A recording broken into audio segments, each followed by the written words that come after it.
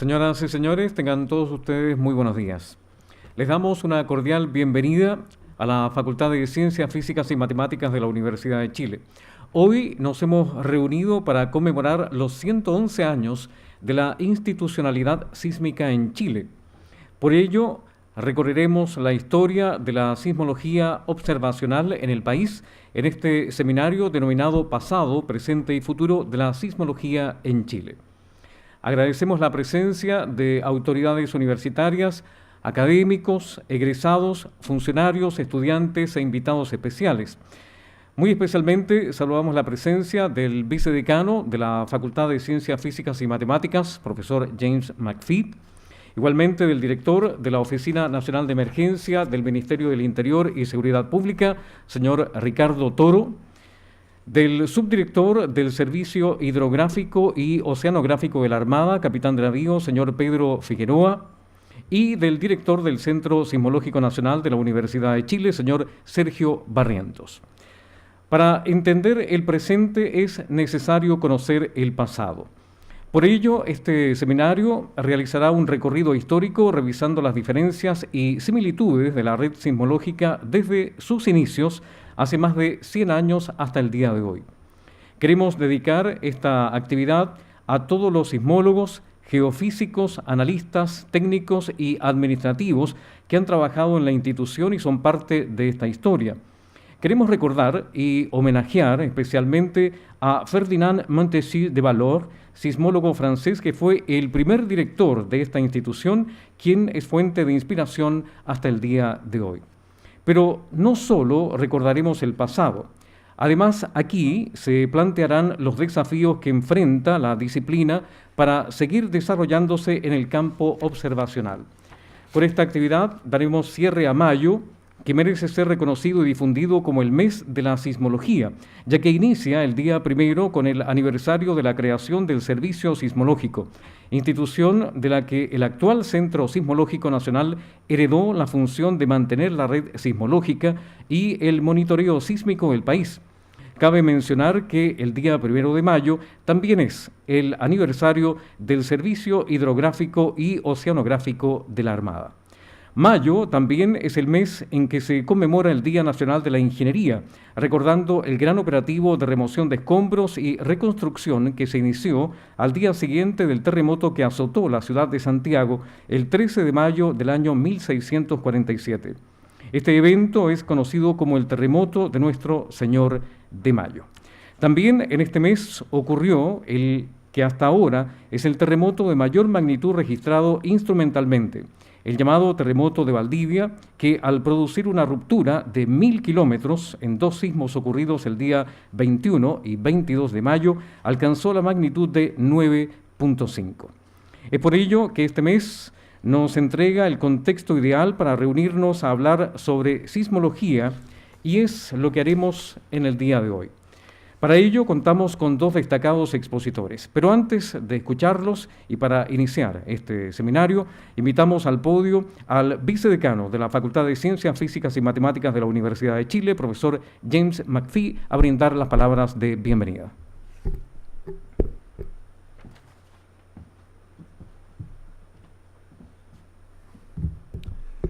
Buenos días. Señor director, señor subdirector, señor director, buenos días a todos, gracias por estar acá. Para mí es un honor y un placer poder abrir este evento, darles un saludo y hacer un par de reflexiones sobre lo que significa la celebración de los 111 años del Centro Sismológico Nacional, antiguamente Servicio, hoy día Centro, y lo que significa para la Universidad de Chile tener el privilegio, diría yo, y el honor de poder entregar este servicio al país. Yo creo que cada uno tiene sus historias de terremotos. Yo nací el año 73, entonces el primer terremoto del que tengo memoria realmente es el del 85, el de marzo 85. Y fue muy impresionante, pero más allá de lo impresionante, trataba de hacer algún tipo de progresión y tratar de hacer alguna reflexión sobre cómo el país, cómo la sociedad aprende después de cada uno de estos grandes eventos. Mi sensación y mi evaluación desde la ignorancia, como ingeniero hidráulico solamente, es que de alguna forma el país aprendió en ese terremoto un poco sobre el diseño de estructuras, más de lo que sabía de antes. Y después del terremoto del año 2010, el país aprendió otro tipo de cosas también.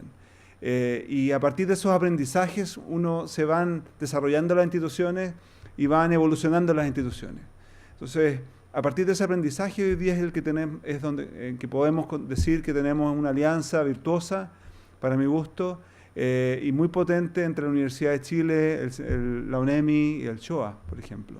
Una alianza que ha hecho, que es buena para el país y de la que nosotros como Universidad de Chile nos sentimos muy orgullosos de, con mucha humildad, poder contribuir desde nuestro conocimiento, desde nuestro esfuerzo y desde algo que caracteriza a la Universidad de Chile, creo yo, de manera muy inequívoca, que ha sido siempre el compromiso y la lealtad con el Estado, con el país. Entonces, mi saludo y mi mensaje para todos ustedes viene un poco a refrendar esta voluntad de la Universidad de Chile de seguir siendo un aliado del Estado en estas materias, con el compromiso, con humildad, con esfuerzo y con la excelencia que siempre hemos buscado que guíe toda nuestra actividad. Así que muchas gracias, los felicito y que tengan un muy buen evento. Muchas gracias. Buenos días.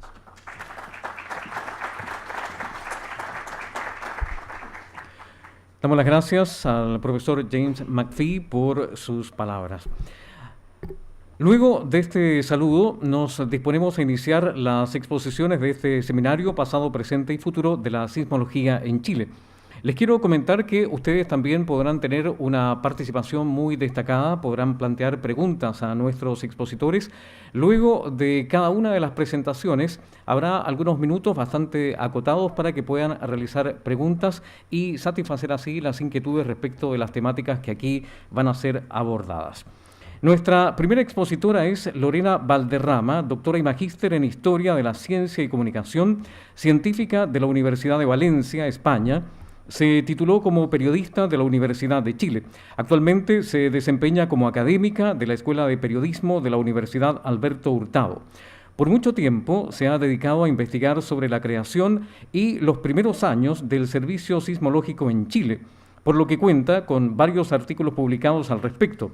Hoy nos presentará la charla Un terremoteado servicio sismológico en el Chile centenario, donde abordará las negociaciones y configuración de experiencias que debió enfrentar la institucionalidad sísmica en su primera década de existencia. Con ustedes, para esta primera charla de nuestro seminario, Lorena Valderrama.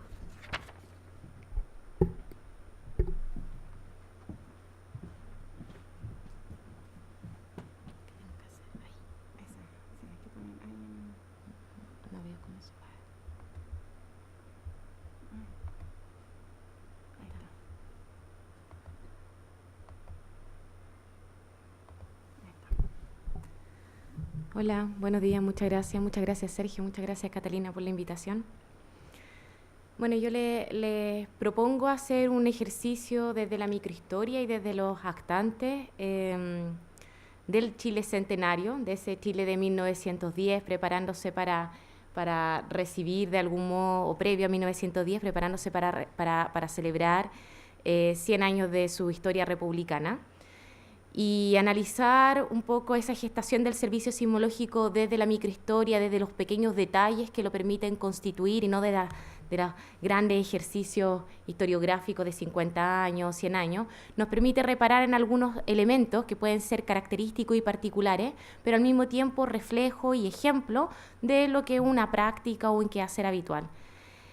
Nos permite, por tanto, abrir de algún modo un poco esas cajas negras cerradas que vemos a veces de las memorias institucionales y ver ciertos elementos quizás no tan bonitos y un poquito más problemáticos, que tienen que ver con las negociaciones que implica instalar una institución científica pública de este nivel, que hoy en día cumple 111 años, y negociaciones que van más allá de los ámbitos científicos, que ya entran en los ámbitos sociales, en los ámbitos políticos, económicos, y por tanto tienen que resolver distintas situaciones. Ese camino de negociaciones seguro les va a hacer sentido porque más de algunos de ustedes desde donde trabajan se han tenido que enfrentar a detectar y diagnosticar determinadas necesidades para su quehacer científico, para los quehaceres de las instituciones. y saber aprovechar también las oportunidades. Están estas necesidades, las transmitimos, las comunicamos, las levantamos, las relevamos en el fondo, y sin embargo no siempre logramos esas respuestas para lograr esas satisfacciones de esas necesidades. Pero a veces se presentan oportunidades, y los terremotos son oportunidades, si uno los quiere ver, no solamente desde la perspectiva negativa de un terremoto, sino que presenta oportunidades para el desarrollo de determinadas disciplinas científicas, como sería el caso de la sismología. Y cuando se presentan esas oportunidades, también es un momento de entrar a dialogar y a entrar a negociar, y por tanto de ajustar ciertas expectativas a las condiciones de esas oportunidades, condiciones económicas, condiciones de tiempo, de recursos humanos, de experticia ya instalada, etcétera. Y finalmente obtenemos ciertos resultados, que podría, en el caso del servicio sismológico, podría ser la creación del servicio sismológico. Las necesidades o la necesidad de instalar un instituto, un servicio o un centro científico dedicado a observar los terremotos desde una disciplina o desde ciertas disciplinas científicas en su momento, ya se había instalado, ya se había comunicado y de algún modo se habían hecho determinadas acciones antes del terremoto de 1906, por tanto antes de la creación del servicio sismológico. En 1904, el Observatorio Astronómico Nacional le solicita al Ministerio de Instrucción Pública, al Ministerio de Educación de la época del cual dependía, la posibilidad de reestructurar sus unidades internas. Tenía la oficina de meteorología, tenía la oficina de mediciones y de cálculo, y tenía una pequeña unidad sismológica que estaba anclada a la oficina de meteorología y necesitaba de algún modo reestructurarla. Tenía el observatorio muy poco personal, pero al mismo tiempo muchas demandas de ciertos proyectos globales que se estaban ejecutando en ese momento, y necesitaba, por tanto, utilizar todo ese poco personal que tenía dentro del observatorio en las tareas específicas que apuntaban a esos proyectos globales, que eran astronómicos. Por tanto, ya no podía ofrecer determinados servicios sociales, como era los partes del tiempo y el reporte sismológico, no podía ofrecerlo ya como institución y necesitaba de algún modo reestructurarse, o bien separar esa unidad y crear instituciones aparte, o bien distinguir bien las tareas dentro del mismo observatorio y por tanto dotar de personal adecuado para esa unidad y destinar a los grupos de astrónomos y de calculistas solamente a las tareas del observatorio astronómico propiamente tal. En 1904 le plantea esta necesidad al Ministerio de Instrucción Pública, que se acepta de algún modo evaluar esta situación, esta necesidad, y en 1905 se le permite al segundo astrónomo del Observatorio Astronómico Nacional, Ernesto Greve, a que vaya en comisión de servicio al extranjero y recorra Norteamérica y Europa, visitando los distintos centros e institutos geofísicos de la época y cómo estaban organizados los observatorios astronómicos que estaban observando dentro del observatorio astronómico los fenómenos sísmicos, y trajera un balance y una evaluación de lo que sería esta visita, de cómo se estaban organizando estas instituciones. Ernesto Greve trae esta información después de casi 6 meses de viaje y de recorrido por todas estas instituciones, y establece que lo mejor sería separar y crear 3 instituciones diferentes: un instituto meteorológico, un instituto sismológico, y el Observatorio Astronómico Nacional se abocara solamente a las tareas de astrometría y astrofotografía, que eran los programas de investigación que se estaban ejecutando en la época.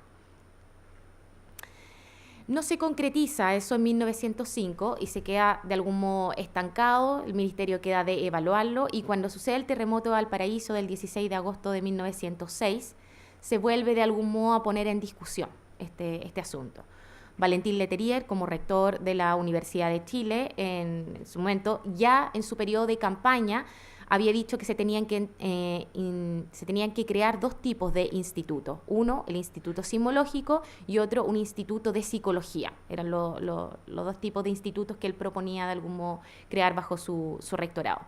Por tanto, dado el terremoto de 1906 y paralelo al funcionamiento de la Comisión Científica de Estudios del Terremoto, que comienza a funcionar 5 días después de este evento, Valentín Letelier comienza a trabajar en su propuesta y por tanto contacta inmediatamente al Servicio Sismológico de Japón,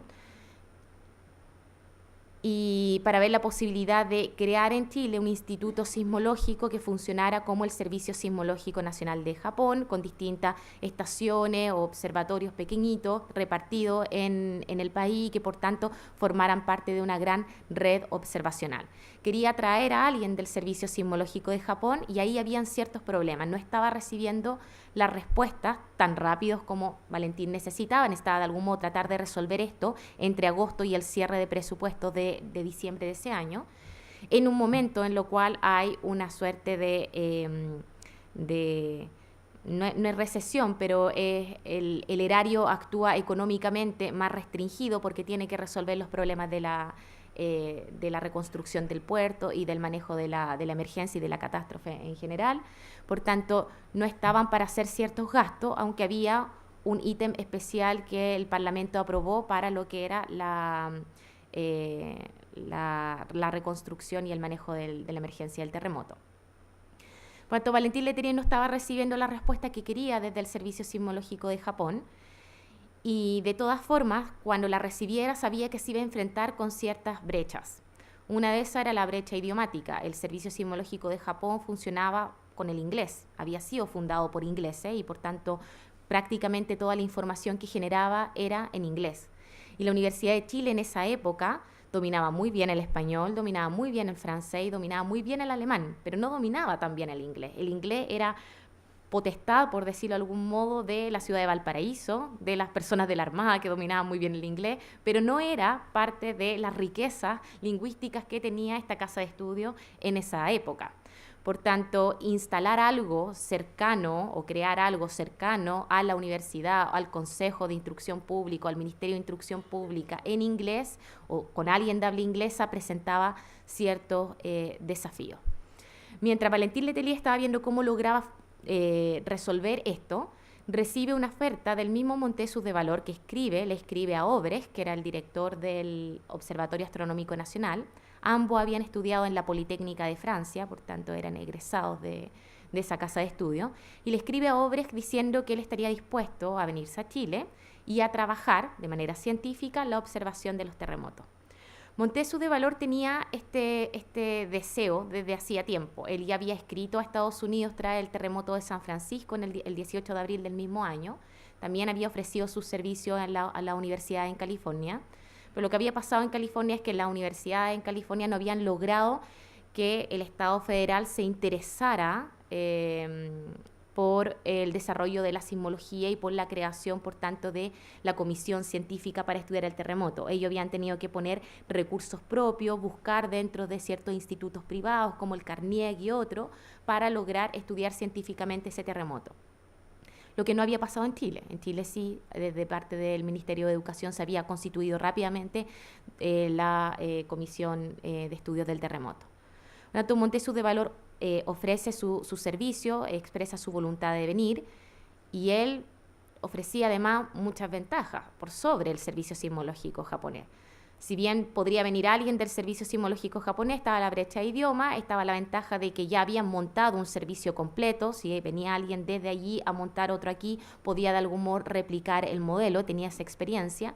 Montesius de Valor no tenía esa experiencia, él no trabajaba en un observatorio, no había estado a cargo de una institución de este tipo, pero sí trabajaba ya en un ambiente universitario, era director de estudio de la Escuela Politécnica, hablaba varios idiomas y dominaba bastante bien el castellano. Él había venido a América, había vivido en El Salvador un buen tiempo, que había estado en comisión de servicio. Publicaba en varios idiomas, había sido reconocido. Se movía en dos ambientes, que uno era esa sismología teórica en el cual él estaba trabajando la distribución geográfica de los sismos y al mismo tiempo dialogaba e intentaba producir también en el mundo de la construcción y de la arquitectura, y estaba preocupado y tenía esa sensibilidad con la arquitectura sismorresistente.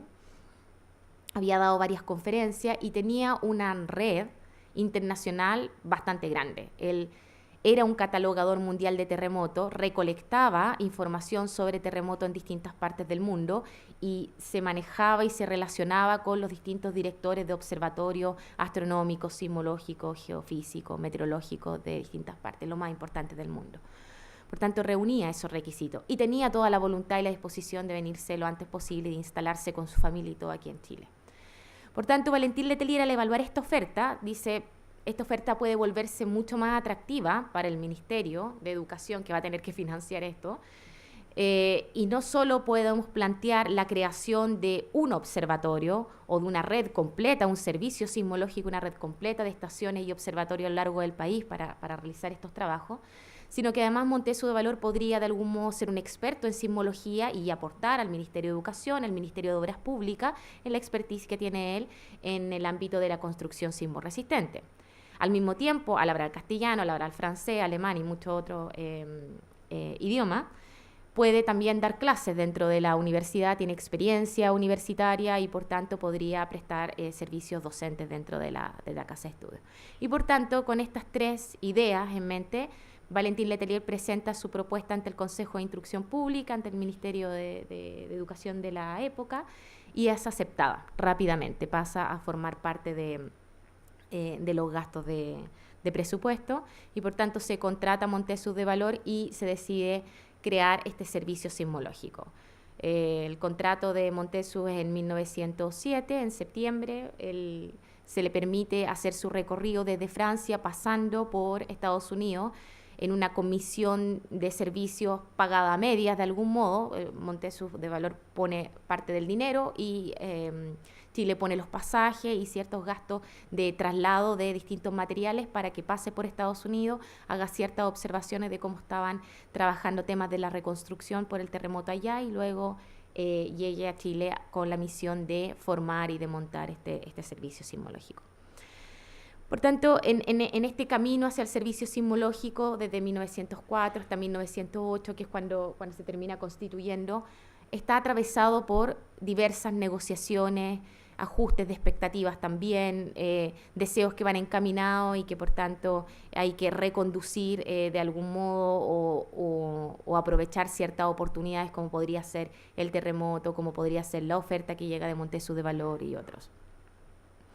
Una vez creado este servicio sismológico, quedaban ciertos aspectos por resolver. Hay que dotarlo de ciertos instrumentos, hay que definir las locaciones de estas distintas estaciones y observatorios geográficamente distribuidos en el país, que no es menor, y seleccionar un personal. Si se va a trabajar en red, hay que ver cuáles son esos conocimientos, esas experticias instaladas en el país que permitan de algún modo articular esta red en un país que es sumamente largo, en donde los caminos no funcionan necesariamente con la rapidez y de la manera que se están esperando. Las comunicaciones están cada vez perfeccionándose, los telégrafos y los teléfonos están permitiendo una comunicación más fluida, pero de todas formas las contingencias de los mismos terremotos muchas veces interrumpen esas comunicaciones y por tanto tenían que armar una red que permitiera de algún modo trabajar coordinadamente, suministrar la información, una información que iba a ser centralizada desde un observatorio central que iba a estar aquí en Santiago y por tanto esas informaciones tenían que llegar. No es como hoy en día que lo tenemos de algún modo un poco más fácil. Y uno podría pensar que ante un presupuesto dado se van a elegir los instrumentos más adecuados, se van a elegir el personal más idóneo y la localización va a responder a necesidades técnicas y por tanto Montesu desde su cabeza de sismólogo que va a decir, como yo necesito producir esta información científica, para que esta información científica sea de calidad, pues yo tengo que elegir el instrumento de mejor calidad que pueda comprar con el dinero que me están dando, el personal más idóneo, más capacitado que pueda entregar esta información y manejar estos instrumentos, lo suficientemente responsable, puede resolver problemas si se echan a perder y ese tipo de cosas, y distribuir geográficamente de manera muy estratégica dónde van a estar localizadas estas estaciones para poder cubrir todo este país, porque yo lo que quiero es ver cómo se está distribuyendo en el fondo este fenómeno en el país que me permita tomar decisiones dentro de las políticas públicas y por tanto diseñar caminos, ver por dónde tienen que pasar las líneas de tren, tomar determinadas decisiones con respecto a comunicaciones, transporte y otra a nivel Estado. Es un servicio estatal.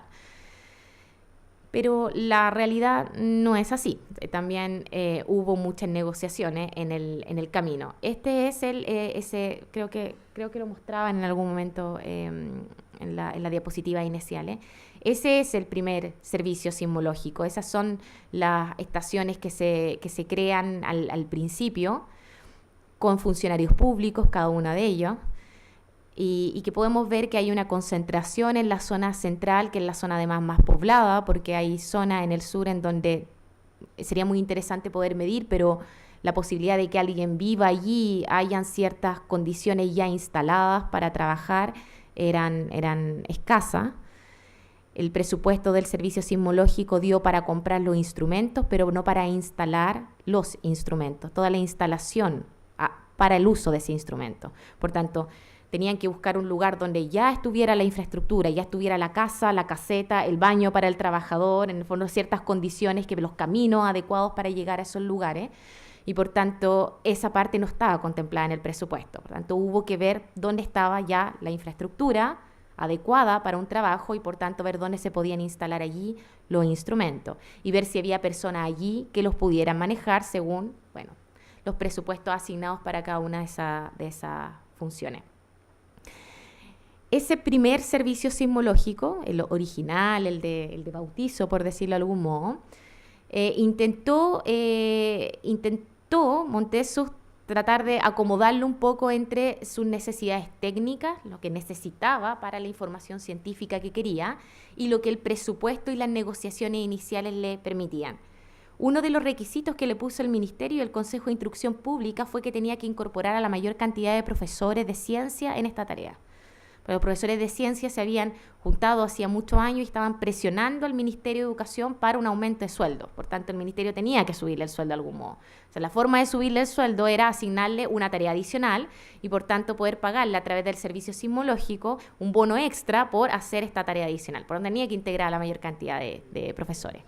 Pero los profesores trabajaban, y en ese tiempo vivían, dentro de los colegios. Y los colegios eran técnicamente lugares poco idóneos para instalar un instrumento. Los pisos eran de madera, y de esa madera de los colegios decimonónicos que conocemos, esos grandes tablones donde uno pisa acá y se escucha hasta el otro lado y se siente, en el fondo, se siente esa vibración, donde están con niños frecuentemente o adolescentes que se mueven, que son inquietos, que juegan a la pelota, que saltan entre ellos, etcétera. Y que además ese instrumento iba a pasar a formar parte de los gabinetes de ciencia y los gabinetes de física de los profesores. Pues iba a ser para el profesor de ciencia, para el profesor de física, por ahí, ¿no? O profesor de química. Pues. Entonces iba a ser utilizado también como parte de los instrumentos docentes y por tanto su desgaste también es mayor. Y entonces, claro, Montesius dice, tengo que integrar a la mayor cantidad de profesores, pero ¿cómo lo hago si técnicamente no son los lugares más adecuados? Entonces, lo que decide en este ajuste inicial es instalan los observatorios de segundo orden, donde están ciertos tipos de instrumentos, instalarlo en colegio, en 4 liceos clave, ¿vale? Que serían 2 en el norte y 2 en el sur. Y las estaciones sismológicas, que eran como los observatorios de tercer orden, y que tenían otro tipo de instrumentos, funcionaban con unos sismoscopios, decide instalarla en casa, en residencias particulares de personas que ojalá estuvieran jubilados o trabajaran en otro tipo de quehacer, donde no le implicaran mucho movimiento cerca de sus casas y que ellos mismos, por sus trabajos, escritores, historiadores, jubilados, etcétera, buscaran ellos la paz dentro de sus casas, trabajaran desde dentro de sus casas y buscaran la paz, por tanto, eran lugares idóneos para instalar ese tipo de instrumentos. Y así se instalan, por ejemplo, en ciertas bibliotecas municipales, en casas de... Hay un ex profesor académico de la Universidad de Chile y que además había... entregado muchos materiales para la Biblioteca Nacional, donde uno podría decir casi fundador de la Biblioteca Nacional, Toribio Medina, que estaba retirado de la universidad y que se fue a vivir y a escribir libros ahí a una parcela en San Francisco de Mostazal, en toda la calma, entonces ahí instala uno de estos sismoscopios.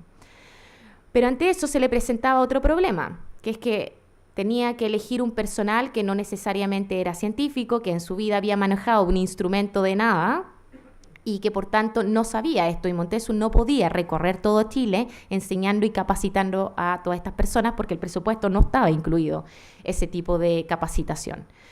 Entonces lo que hace él es generar unos ciertos manuales e instrucciones y repartirlo entre los distintos nuevos integrantes de este servicio sismológico. Pero pasaba también que los instrumentos se echaban a perder, y cuando se echaban a perder, separaba la actividad completa de esa oficina o estación o observatorio y por tanto era un punto dentro de esta red que no estaba entregando información. Y uno podría pensar y decir, bueno, rápidamente ese instrumento era empaquetado, enviado vía barco, no sé qué, tardaría unos 3-4 meses en llegar y luego era reparado. Pero lo que pasaba con los instrumentos científicos en esa época y sobre todo los importados es que toda modificación que se le hacía era una modificación bastante reaccionaria con los materiales que se tenían, con los conocimientos que habían acá dentro de las fundiciones,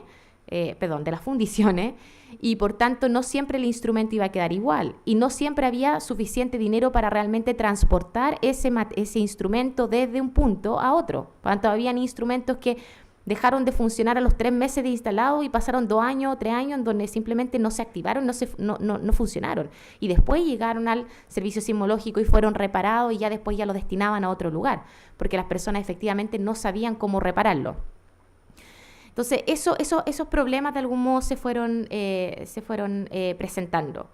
Otro de los problemas que se le presentaron y donde también tuvo que negociar, bueno, aquí perdónenme, me salté un poco esta diapositiva, pero este mapa de actores de algún modo agrupa a los distintos actores que formaron parte de esta red de 530 personas que trabajaron en el Servicio Sismológico Nacional. No todos eran pagados por el Servicio Sismológico Nacional, sino muchos por sus propias instituciones. La institución de telégrafos le pagaba a sus telegrafistas por cumplir tareas para el servicio sismológico y tenía que llenar una determinada ficha. Los guardianes de faro de la Armada suministraban información también al Servicio Sismológico Nacional y también, de algún modo, la Armada entregaba información al Observatorio Astronómico Nacional.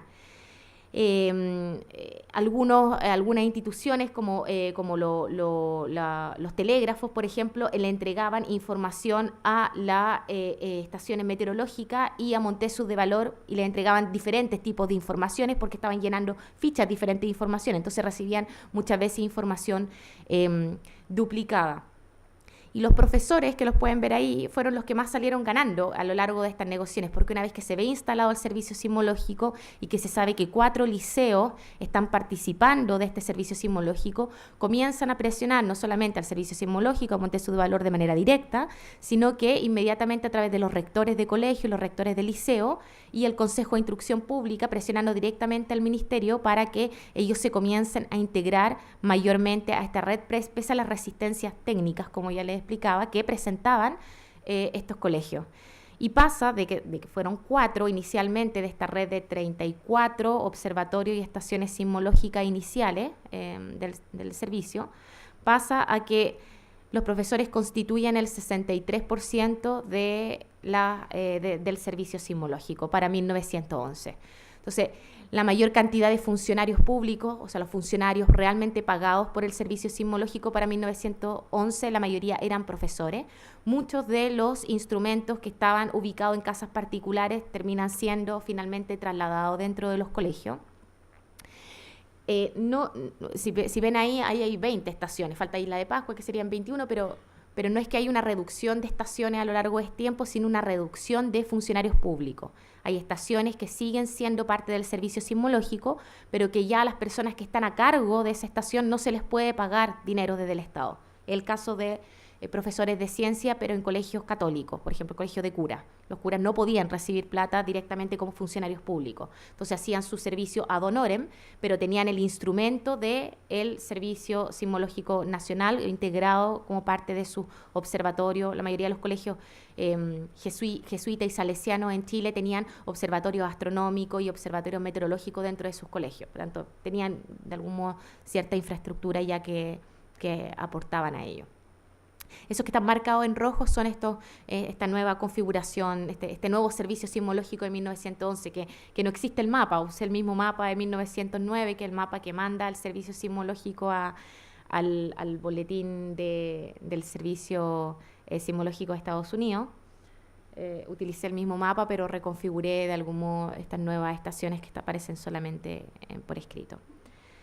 Y bueno, eso era un poco acerca de lo que les quería contar de estos primeros años del Servicio Sismológico Nacional, cómo ha estado atravesado y seguro les va a hacer sentido a lo largo de toda la trayectoria de estos más de 100 años que llevan, estos pasos de la necesidad, de la transmisión de necesidades, detección de necesidades, el aprovechamiento de oportunidades, que hay que saberlo aprovechar y hay que saber dialogar dentro del mundo político y de los financistas finalmente de estas experiencias científicas, desarrollo de experiencias científicas, del ajuste de expectativas que no siempre cumplen con esas expectativas técnicas y científicas de la producción que se espera realmente y de, bueno, ajustarse entonces a esos resultados. Muchas gracias por su atención.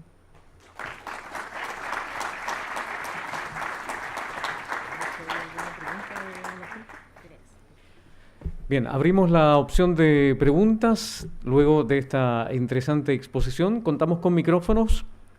Catalina va a oficiar las veces de asistente para acercar ese micrófono hasta sus asientos, así es que no tienen más que hacernos una seña y podemos escuchar la pregunta. Te escuchamos. Hola. Mi pregunta, la verdad que, como decías que estos instrumentos en los colegios iban a medir los saltos de los niños, los juegos y todo eso, ¿se sabe cómo se hizo? ¿Se tomaba como eso como error hasta un porcentaje determinado de movimiento y de para arriba medía? ¿Cómo lo hacía? ¿Tenían realmente información entonces que podía servir? Sí, la verdad es que tenían que ajustar mucho su reporte y sus informaciones y se vuelven bastante extensos si uno analiza los reportes que le llegaban a Montesius, que no está todo. O sea, hay una colección científica maravillosa que tienen acá como patrimonio de esta universidad en la Biblioteca de Geofísica, pero lamentablemente las cartas y los reportes desde Chile son una muestra muy pequeñita, son solamente 62 cartas. No permiten, por tanto, ver completamente cómo funcionaba esta red y esta cantidad de reportes semanales. Los observatorios de segundo orden mandaban reportes mensuales durante 15 años de funcionamiento inicial de la institución, o sea, y los de tercer orden mandaban cada 3 meses, pero hay algunas cartas en las cuales es posible distinguir de que efectivamente tienen que ir diciendo, mira, lo que aparece en este papel, en el papel quemado que estoy adjuntando de tal día, ya, eso en realidad corresponde a un error, fue en un momento que estaban construyendo algo en el colegio de al lado y por tanto ese golpe se siente, por tanto, de este minuto, y eso hace que el reporte y el informe se vuelva mucho más largo y que además el reporte, lo que lleva además a poder leerlo desde hoy, es que eso es lo que logra reportar el profesor en ese momento. Porque está consciente de que en ese minuto justo estaba pasando el ruido y no estaba haciendo clase en otro lado y el instrumento sigue funcionando y el papel sigue quemándose en el fondo. O sea, es reportando una acción que está mostrando el papel, pero porque el reportador es consciente en el fondo. Quien reporta es consciente de que ahí hay un error y que por tanto eso no tiene que ser incorporado como parte del boletín. Por tanto, habría que revisar ese boletín, todo ese enorme boletín que quienes han tenido la oportunidad de leerlo, Montesius decía, ese boletín que llega a ser nauseabundo de tanta datos, cifra y número que llega a aparecer, habría que revisarlo y ver, por tanto, qué información ahí nos puede parecer ruidosa o extraña o de algún modo. Pero eso pasaba mucho, y pasaba mucho con muchos servicios sismológicos también. En el caso de Suiza, por ejemplo, los instrumentos eran excesivamente sensibles incluso cuando iban pasando las carretas de los caballos. Entonces tenían que reportar eso y habían divergencia incluso que decían, no, lo que tú reportaste, lo que te parece reportado no es un temblor, es una carreta que iba pasando. Entonces, sí, hay que leerlos, habría que leerlo hoy en día y ver qué cosas pueden haber pasado y qué cosas ahí pueden estar generando ruido. Pero no todo podía ser procesado desde una institución que no está viendo, en el fondo, qué es lo que está pasando en las distintas localidades. Si hay otra pregunta, acercamos el micrófono para escucharla. Nos levantan la mano para poder acceder hasta ese sector. ¿No hay otra inquietud? Muy bien, damos un gran aplauso entonces a nuestra expositora, Lorena Valderrama.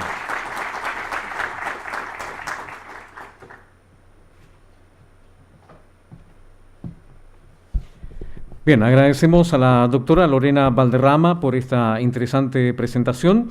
Vamos a continuar con la exposición de Sergio Barrientos, doctor en Ciencias de la Tierra de la Universidad de California, Santa Cruz, Estados Unidos, y magíster en Ciencias Mención Geofísica de la Universidad de Chile. Actualmente es director del Centro Sismológico Nacional, además es presidente de la Federación Internacional de Redes Sismológicas Digitales y miembro de la Junta Directiva de la Sociedad Sismológica de América, quien nos presentará la charla de Servicio Sismológico a Centro Sismológico, un largo camino, donde abordará qué ocurrió con la institucionalidad sísmica después de Ferdinand Montessus de Valor y cómo fue la transformación a lo que actualmente es el Centro Sismológico Nacional, para finalmente darnos a conocer su particular visión sobre los desafíos que enfrenta la disciplina en el campo observacional. Con ustedes, el profesor Sergio Barrientos.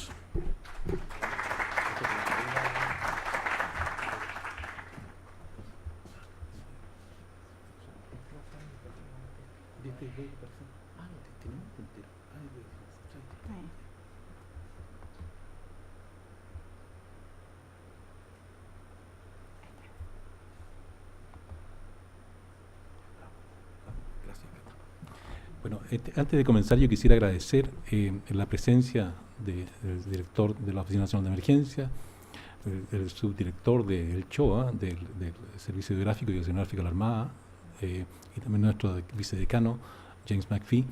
Sé que tienen algunas actividades pronto, así que por favor les agradezco doblemente el hecho que hayan tenido la oportunidad de con nosotros de partir unos momentos. Yo quedé con muchas ganas de que Lorena nos pudiera hablar más acerca del servicio sismológico antiguo, porque hay muchas cosas que son parecidas. todavía vemos que hay algunas cosas que no cambian a través del tiempo, ¿no? Y una de las cosas que más me llamó la atención que no conocía, de Ernesto Greve. Ernesto Greve, nosotros tenemos, y muchas de las fotografías que yo tengo aquí, las saqué de la historia de la sismología de Federico Greve. Yo me imagino que habrá alguna relación entre ambos, no sé cuál es. Hijo. Federico es hijo de Ernesto Greve. Entonces hay una relación muy importante. Federico Greve fue director de esta escuela. Entonces es una persona muy importante en esta facultad. Y resulta que yo no quisiera saber el pasado, presente y futuro de la sismología. Yo diría que más bien de la sismología observacional en Chile y el futuro muy cercano, porque nadie sabe lo que puede pasar en los próximos 5 años o 10 años. Esto está cambiando tan rápido, toda la metodología, la manera de ver, la manera de observar la Tierra está cambiando tan rápido que es muy difícil poder hacer pronósticos de lo que va a pasar en el futuro. Yo diría que voy a concentrarme en parte de lo que hemos podido rescatar de lo que está hablando Lorena y de lo que ha pasado con el servicio sismológico después de Montessus de Valor. Y yo quería darle una tarea a Lorena, que justamente estudiar un poco por qué los hermanos Clark, en esa época, que eran las personas que estaban construyendo el ferrocarril, y de hecho construyeron el primer telégrafo entre Valparaíso, Santiago y Buenos Aires. El primer telégrafo donde antes había que enviar los misivas por caballo, en fin, cambió a tener el telégrafo y después de un par de años se inauguró el conducto entre Buenos Aires y Río de Janeiro, y después de Janeiro a Europa. Entonces ya las comunicaciones eran de minutos, no eran de meses como hasta ese momento. Estos hermanos Clark, que principalmente vivían en Valparaíso, ellos donaron el primer instrumento, no sé si el primero, en realidad ya había otro antes, pero este registro del terremoto de Valparaíso de 1906 fue hecho aparentemente con este instrumento, que solamente hay un sketch. Y Enrique Gajardo me envía lo que él cree que era el tipo de instrumento como se vería ahora. Lamentablemente ese instrumento se quemó en el gran incendio que hubo en el año 1961 en el tercer piso de la Escuela de Ingeniería. Entonces, mucho de lo que podríamos, incluso los registros que te podrían servir mucho, Lorena, ya no los tenemos con nosotros, ¿no? Y dice Enrique Gajardo que era un instrumento maravilloso, el que lamentablemente él lo mandó a restaurar y se lo entregaron el día antes del incendio y él lo llevó a su oficina. Así que se perdió en ese incendio.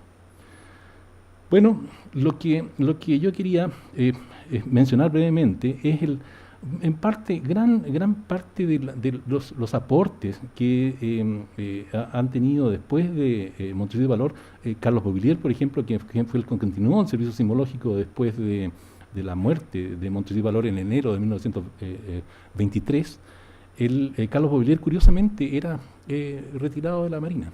Era un capitán de fragata, que vino a trabajar con Montesinos de Valor, probablemente asociado por los informes que la Armada tenía que entregarle al servicio sismológico. En 1927 pasan a llamarse Instituto Sismológico y posteriormente las grandes personas que estuvieron también asociadas al servicio sismológico, Enrique Donoso, que era el sismólogo de la época, vamos a ver después de la muerte de Carlos Bovillier en el año 35, Enrique Donoso renuncia el año 41 y don Federico Greve se hace cargo del servicio, y ahí hay un gran salto respecto al desarrollo de no instrumental. Federico Greve, un muy ingeniero, que decide copiar y crear algunos propios instrumentos, vamos a ver algunos de ellos, y posteriormente ya en la época de los 60, a principios de los 60, fines de los 50, Sinalomitz, Enrique Gajardo, Lautaro Ponce y Edgar Kausel son los que empiezan a entrar, y luego ahí comienza la época de la instrumentación más mundial instalada en todo el mundo. Pero yo diría que de las cosas que tenemos como instrumentos que se pueden ver, algunos de los Víger antiguos que mencionaba justamente Lorena, que estaban instalados en algunas de las estaciones. Estos son Víger vertical y horizontal. Apenas se ven, yo creo que estas son fotografías de la bóveda, del interior de la bóveda del Cerro Santa Lucía. El Cerro Santa Lucía tenía una bóveda y todavía se puede ver, hay una placa, ustedes pueden, prácticamente casi al llegar al Castillo Hidalgo, unos 100 metros antes de llegar al Castillo Hidalgo, hay una bóveda, y ahí estaban ubicados estos instrumentos. Nosotros queremos rescatar esa bóveda, pero lamentablemente teníamos un instrumento adentro y alguien entró por la parte superior, hizo un daño a la entrada y se desmoronó parte del techo de esa bóveda, y no podemos reocuparla hasta no restaurar la bóveda. Y restaurarla significa un tremendo inversión. Entonces no hemos podido reocupar esa bóveda que tenía estos instrumentos.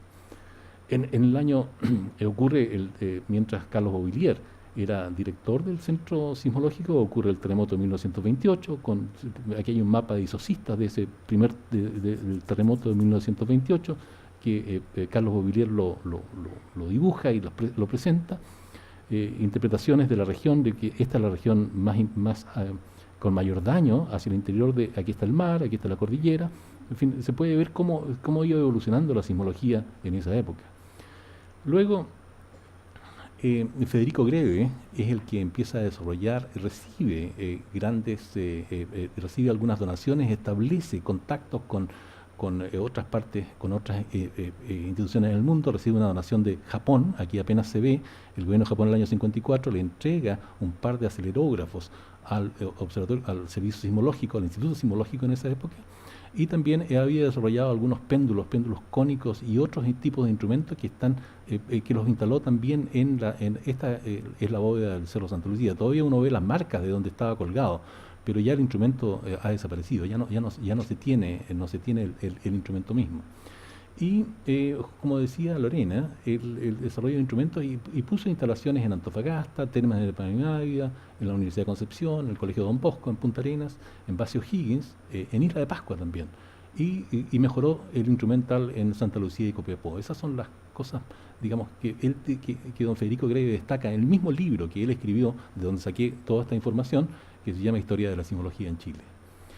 El mismo Federico Greve también logra registrar, este es el primer registro de aceleración producido por un terremoto producido el 13 de septiembre de 1945 aquí bajo Santiago, a unos 90 kilómetros de profundidad.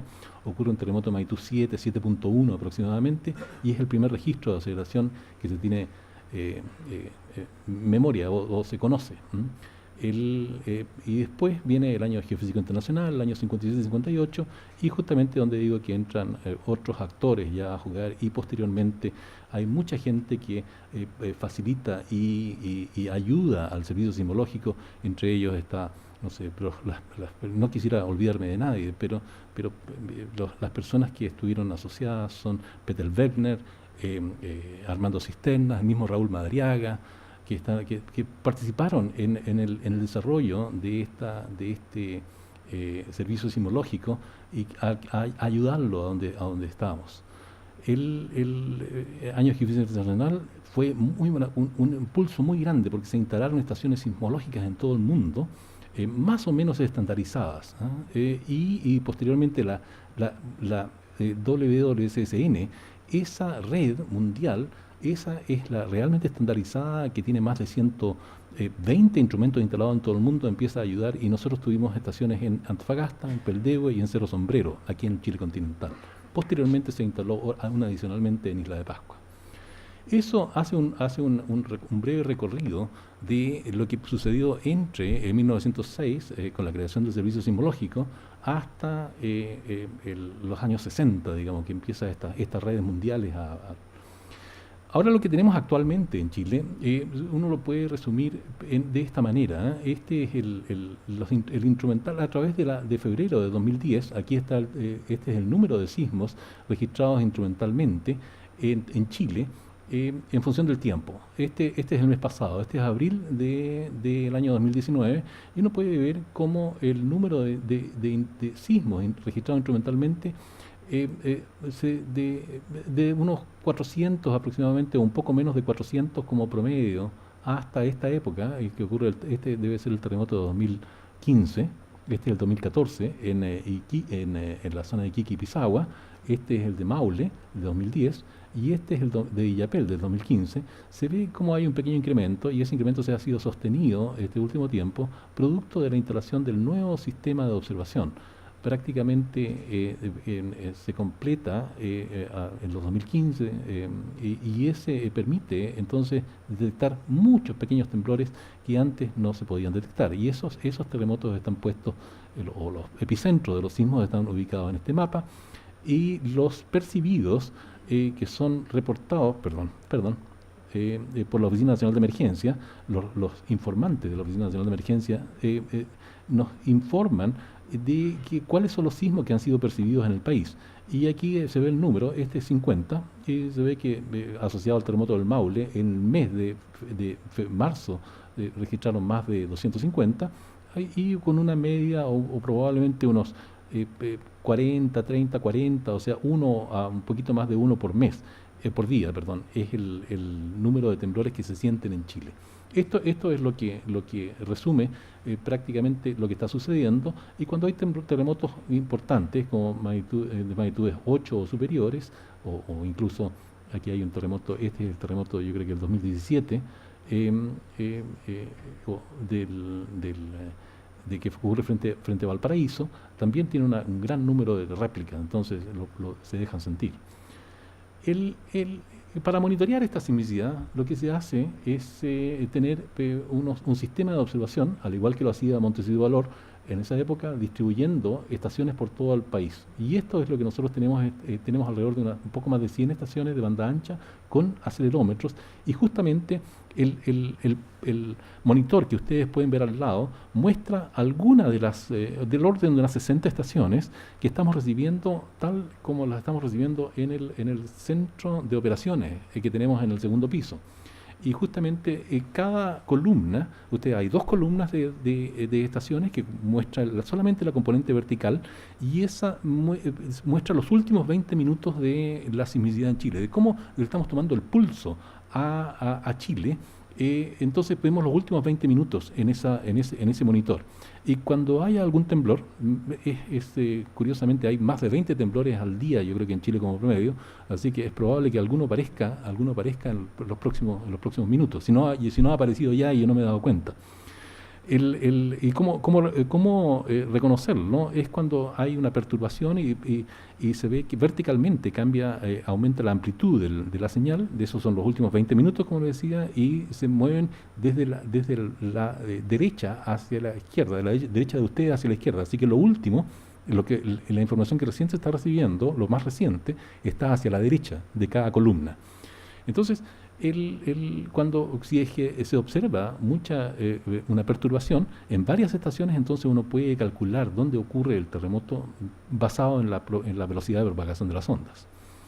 Entonces, además de este sistema de observación de respuesta rápida, que es para la evaluación temprana, principalmente los motivos, los objetivos de esta red son calcular rápidamente, juntamente con las observaciones GNSS, que estamos incorporando como metodología, como nueva metodología, es de caracterizar rápidamente, lo más rápido posible, los terremotos que ocurran, los temblores y terremotos que ocurran en Chile.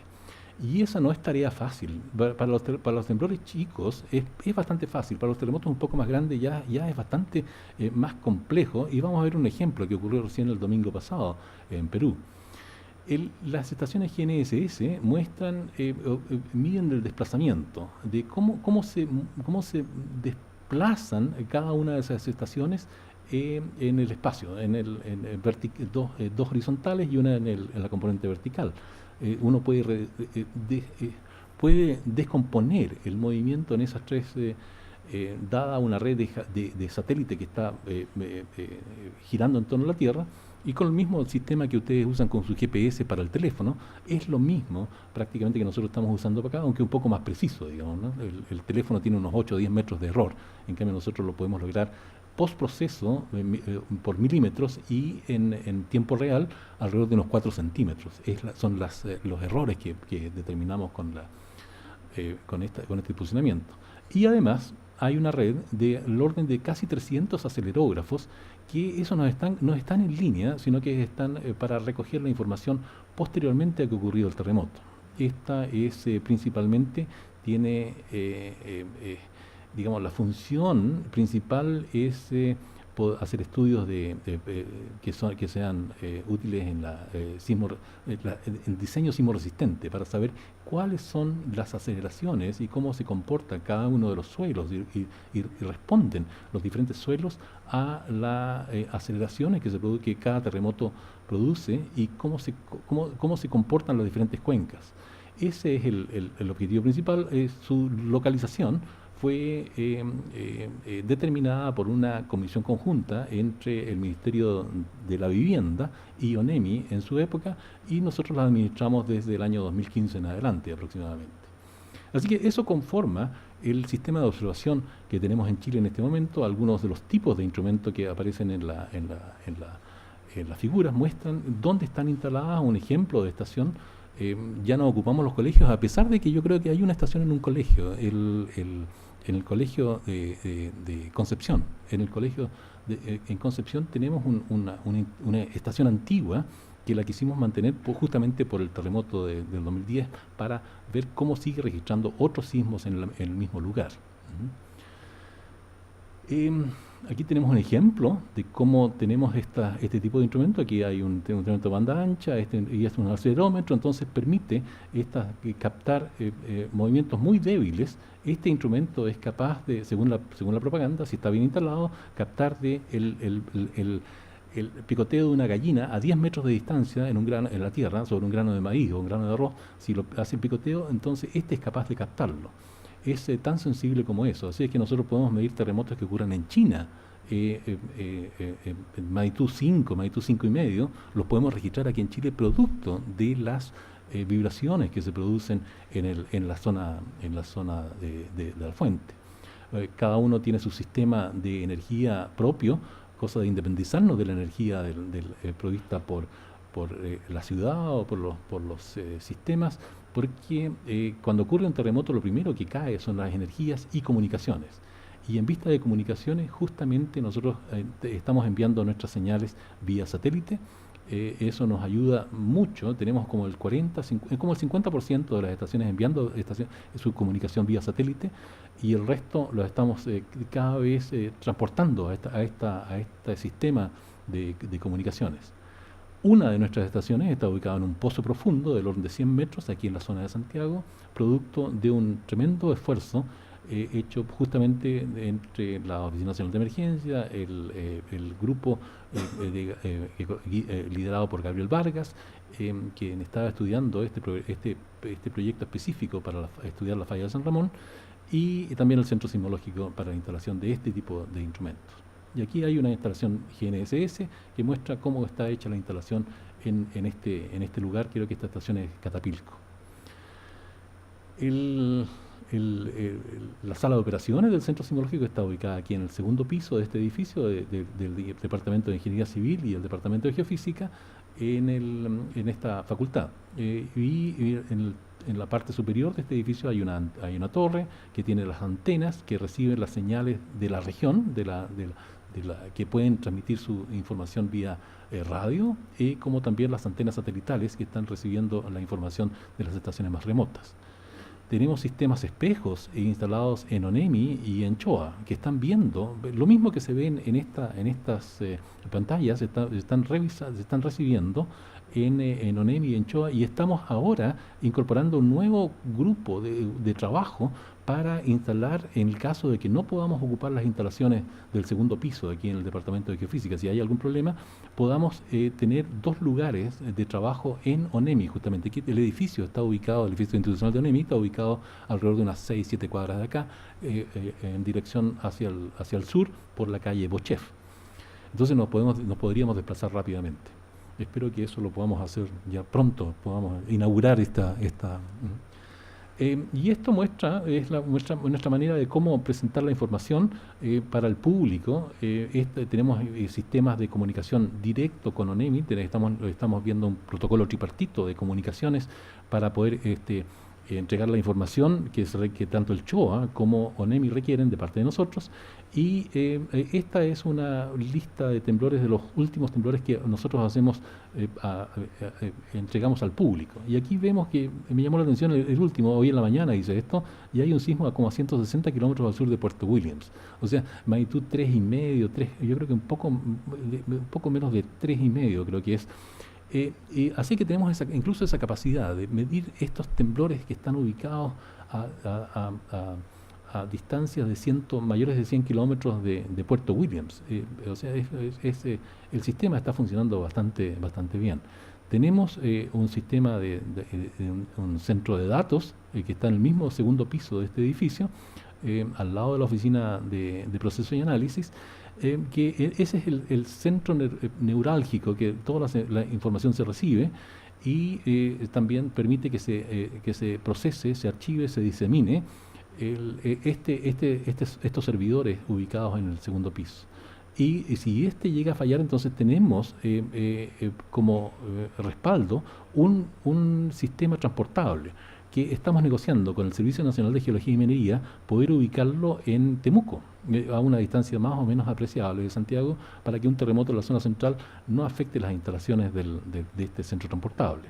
En este momento está siendo finalizada su instalación, ya está funcionando, está funcionando correctamente, y estamos esperando el convenio con el Servicio Nacional de Geología y Minería para transportarlo a Temuco. Ese es básicamente la infraestructura que tenemos del centro sismológico. Ahora, respecto a datos, aquí hay un ejemplo de los datos. Esta figura está hecha por Felipe Leighton, de nuestro centro. Muestra el terremoto de Illapel. Aquí está la zona de ruptura, de mayor liberación de momento, y también esta es una de las componentes, la componente me imagino que es, de cada acelerógrafo que está ubicado en la región correspondiente a estos 297, más los acelerógrafos que tenemos en el centro, llegando en tiempo real. Esta información, discúlpeme, esta información está puesta a disposición del público mediante la página web en EBT, DBS, CCN, Uchile CS, y cualquier persona puede bajar todos los datos que quisiese de esta página. O sea que está puesto a todo el público, y cuando hay un terremoto de magnitud 7 o superior, nosotros tenemos que ir a recoger esa información en los próximos 20 días hábiles para poder ponerla en esta base de datos, para ponerla a disposición del público.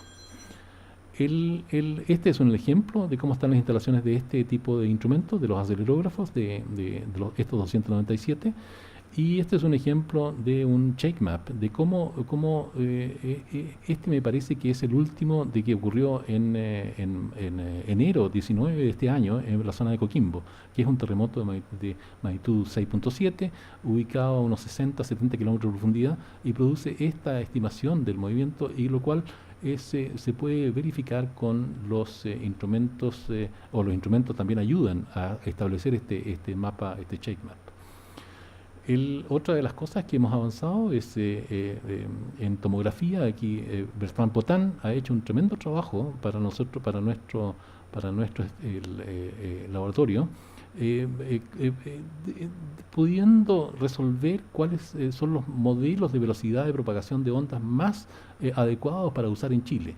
Entonces él ha propuesto un modelo para todo Chile, desde prácticamente la frontera con Perú hasta la zona centro-sur de Chile, prácticamente austral, donde se puede con minimizar los tiempos de arribo de los otros terremotos que han ocurrido en el pasado. Él ha encontrado que este modelo de velocidad y que cambia en latitud, este es un ejemplo solamente aquí en la zona central, de cómo lo estamos ocupando y lo estamos incorporando a un proceso para que los hipocentros sean mejor localizados.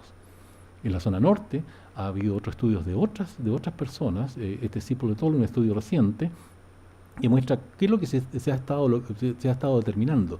Antes nosotros creíamos que todo era una sola sección donde estaban ocurriendo los terremotos en la zona, se llamaba la zona de Benioff.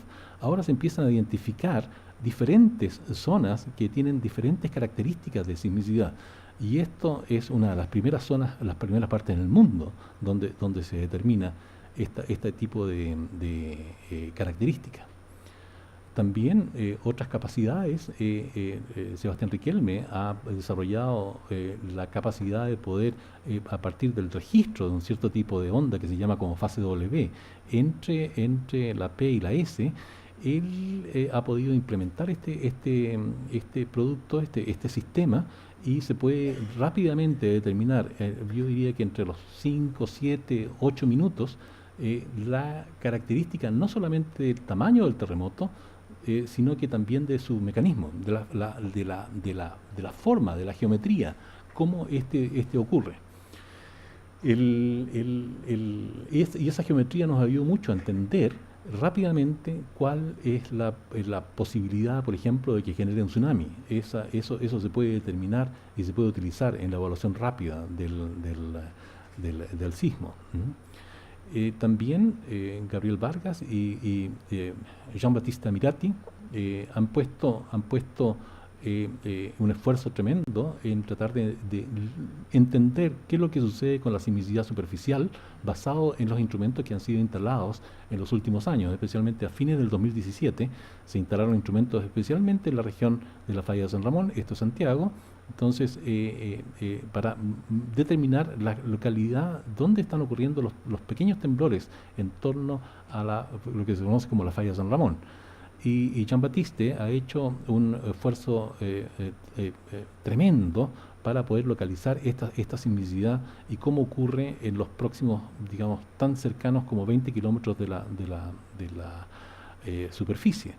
Estos sismos que han sido determinados están principalmente superficializándose hacia el este, es decir, hacia Argentina, y se pone un poquito más profundo, hacia 20 o 30 kilómetros, un poco más cerca de la cuenca de Santiago. Santiago debe estar ubicado por aquí aproximadamente, en esta parte.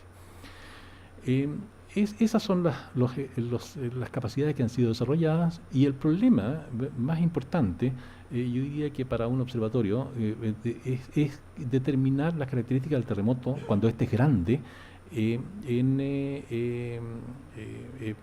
poco tiempo. Cuando uno tiene tiempo, no hay problema. Cuando uno tiene 20 minutos o 30 minutos, puede esperar que desarrolle, puede usar los datos de las estaciones que están al otro lado del mundo. Recuerden que más o menos la onda P de una parte del mundo al otro se demora como unos 20, 21 minutos aproximadamente en recorrer toda la Tierra. Así que si uno tiene más de 20 minutos para poder evaluar el sismo, entonces no hay problema, puede usar estaciones de todo el mundo, más el tiempo que desarrolle la fuente. Entonces, pero aquí no, lo que nosotros tenemos con la Oficina Nacional de Emergencias es tratar de entregar las características del terremoto antes de 5 minutos de ocurrido, de que transcurran 5 minutos de ocurrido el evento. Y aquí nosotros podemos ver algún ejemplo de lo que ocurrió el domingo pasado. El domingo hubo un terremoto bajo Perú, en la frontera prácticamente con Colombia, ahí está ubicado quizás con Brasil, cerca de la frontera con Brasil. Y el Instituto Geofísico del Perú, que tiene un sistema bastante desarrollado, lo han actualizado bastante el último tiempo, también está, la primera estimación es de 6.5, de magnitud 6.5, este es el tiempo origen declarado por cada agencia. Aquí hay 3 agencias, el Instituto Geofísico del Perú, el Pacific Tsunami Warning Center y el Servicio Geológico de Estados Unidos. Este es el tiempo origen del temblor, esta es la latitud según la agencia, la longitud según la agencia, la profundidad según la agencia y la magnitud según la agencia. Y el Instituto Geofísico del Perú tiene 3 evaluaciones, el PTWC tiene una sola y el Servicio Geológico de Estados Unidos tiene 3 evaluaciones, y aquí está el tiempo en el cual evalúan. Entonces las primeras estimaciones es de 6.5, después de un minuto después, la gracia está que lo hacen inmediatamente, apenas 3 minutos de ocurrido el terremoto, que es bastante bueno, es muy tener una evaluación tan rápida es un tremendo esfuerzo, y tiene una magnitud inicial de 6.5, al minuto después sube a 7.2 y después sube a 8.0 17 horas más tarde. Entonces, o a las 17.26 a la hora. El Pacific Tsunami Warning Center lo deja en 7.5 todo el tiempo. Y el Servicio Geológico de Estados Unidos lo tiene en estos valores, a esta hora lo tiene en 7.5 y luego lo mueve un poco y lo pone en 8.0. Así que cuando uno tiene el dato posterior, es mucho más fácil poder calcular las características del terremoto, pero en el corto plazo, en el corto periodo, es tremendamente difícil. Y esto muestra, esta es la figura del Pacific Tsunami Warning Center, de cómo, dónde lo ubica, y dice que no tiene no tiene potencialidad para generar un tsunami. Pero esto revela, y este es un terremoto relativamente simple, cuando ocurre un terremoto tan complicado como los terremotos que han ocurrido en Nueva Zelanda en 2016, que es un terremoto que crece, no se sabe, que comienza como un strike slip, como un terremoto de rumbo, y termina como un terremoto de subducción, es mucho más complicado hacerlo. Entonces, y aquí está nuestra evaluación, pero también la hicimos esta más tarde, ¿no? Con el PTWC, con los datos con los datos de solamente las estaciones de Chile. Aquí tenemos 66 canales viendo el terremoto desde Chile. Si nosotros hubiéramos puesto el hipocentro, calculado por otras agencias, habríamos tenido esta solución usando el método de la fase W, y podríamos haber tenido viendo los arribos a otras estaciones del mundo. Este es un análisis automático de las ondas P, las ondas SH. Podemos calcular el tamaño y también un poco, hasta incluso la forma de cómo fue el desplazamiento en la falla. Esto es la ruptura en la falla, cómo ocurre. Y esta es la función de tiempo en la falla estimada para ajustar de mejor manera estas ondas que se propagan en toda la Tierra. Pero esto, como digo, es mucho más tarde. Cuando uno utiliza las estaciones mundiales, lo hace con más tiempo y lo puede hacer con más calma, entonces permite hacerlo de mucho mejor manera. Para ver, para poder hacer la evaluación, nosotros hemos estado tratando de incorporar estos datos de GNSS en tiempo real. Si observamos las deformaciones que ha producido cada terremoto, este es el terremoto, yo me imagino que, si no alcanzo a ver, yo creo que el terremoto de Iquique y Pisagua, este de acá, este es el terremoto no sé qué latitud será eso. Es el 24, pero Antofagasta, ese es el terremoto de Antofagasta, el rojo de Antofagasta, el azul es de Tocopilla. Y aquí hay una de 1 metro, esta es la deformación de 1 metro, es decir, el desplazamiento de cada estación, en este caso casi alcanza 1 metro de desplazamiento, y este un poquito más, alrededor de 1 metro, un poquito más, pero estos han sido postprocesados. En el caso de Illapel, tenemos aquí yo creo que ya hay 2 metros de referencia. Entonces, y justamente está el caso del terremoto del Maule en esta región un poco. Y aquí el último es el tenemos algunas deformaciones, algunos cambios en la posición para estaciones que están ubicadas en Chiloé, para el terremoto de Melinca, Chiloé, del año 2016, de diciembre 25 del año 2016. Estas deformaciones ahora lo que nosotros estamos tratando de hacer es tratar de recuperarlas en tiempo real. Y esas... perdón, antes de saltarme en eso, aquí están las soluciones de cada terremoto con su respectiva magnitud, y si uno tiene los vectores de desplazamiento o la forma de cómo se deforma la Tierra, uno puede evaluar más rápidamente desde el campo cercano, porque la información de la onda P y la onda S, que es donde la deformación se propaga, llega con más prontitud. Por lo tanto, si tiene una buena evaluación de cuál es la deformación, lo puede hacer más rápido. Y esa es una de nuestras tareas en este momento. Para cada terremoto, aquí están las soluciones de magnitud, y no solamente de magnitud, sino que además de cómo se distribuye el desplazamiento en cada falla. En este caso, el terremoto del Maule, consistente con lo que se había visto anteriormente, con lo que se había determinado anteriormente, es ver principalmente desplazamiento está ubicado bajo Constitución aproximadamente. Y estos son los terremotos un poco más chicos que el del Maule, pero siguen siendo igual de grandes. Y este es el terremoto de Valparaíso, que es un 6.9, que también uno lo puede ver ver entre comillas, utilizando estaciones GPS, porque producen deformaciones o desplazamientos del orden de centímetros, comparados con metros. El terremoto del Maule produce desplazamientos del orden de 4 o 5 metros como máximo. Así que esta es una buena herramienta, y lo que estamos haciendo es incorporar el RTX, estas estaciones que ven la deformación en tiempo real. Lamentablemente no se las puedo mostrar en el monitor hoy porque tuvimos un problema como estamos en desarrollo. Lo podemos ver en la OPA, en la oficina de proceso y análisis, pero no en este monitor porque tenemos un problema de acceso a ese recién está en desarrollo. Entonces, aquí se puede ver que estas son las estaciones de GNSS que estamos transmitiendo en tiempo real con esta capacidad de RTX que están a lo largo de la costa, y esperamos poder incorporar software que puede automáticamente determinar el tamaño y cómo está ubicado la función de desplazamiento en la falla cuando esta ocurra. Aquí hay un ejemplo de cómo lo hacemos con RTX. Esto es RTX, estos son menos 15 más 15 centímetros en la horizontal. Este es norte-sur y este oeste. Cuando no hay terremoto, todo está en el radio de más o menos 4 centímetros. Entonces podemos determinar que el error que se produce con la localización de esa estación, del posicionamiento de esa estación, basado en GPS o los GNSS, es alrededor de unos 4 centímetros en la horizontal.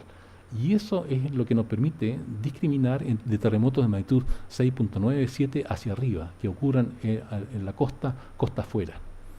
Tenemos el primer registro, el año 2014, de esta tecnología. Esta línea azul muestra cuánto se desplazó, alrededor de unos, creo que son del orden de casi 30 centímetros hacia el este y unos 8 centímetros hacia el sur, para una réplica del terremoto de 2014. Este es el primer terremoto registrado en el mundo con esta tecnología que estamos aplicando, y ya se está empezando a aplicar en otras partes del mundo.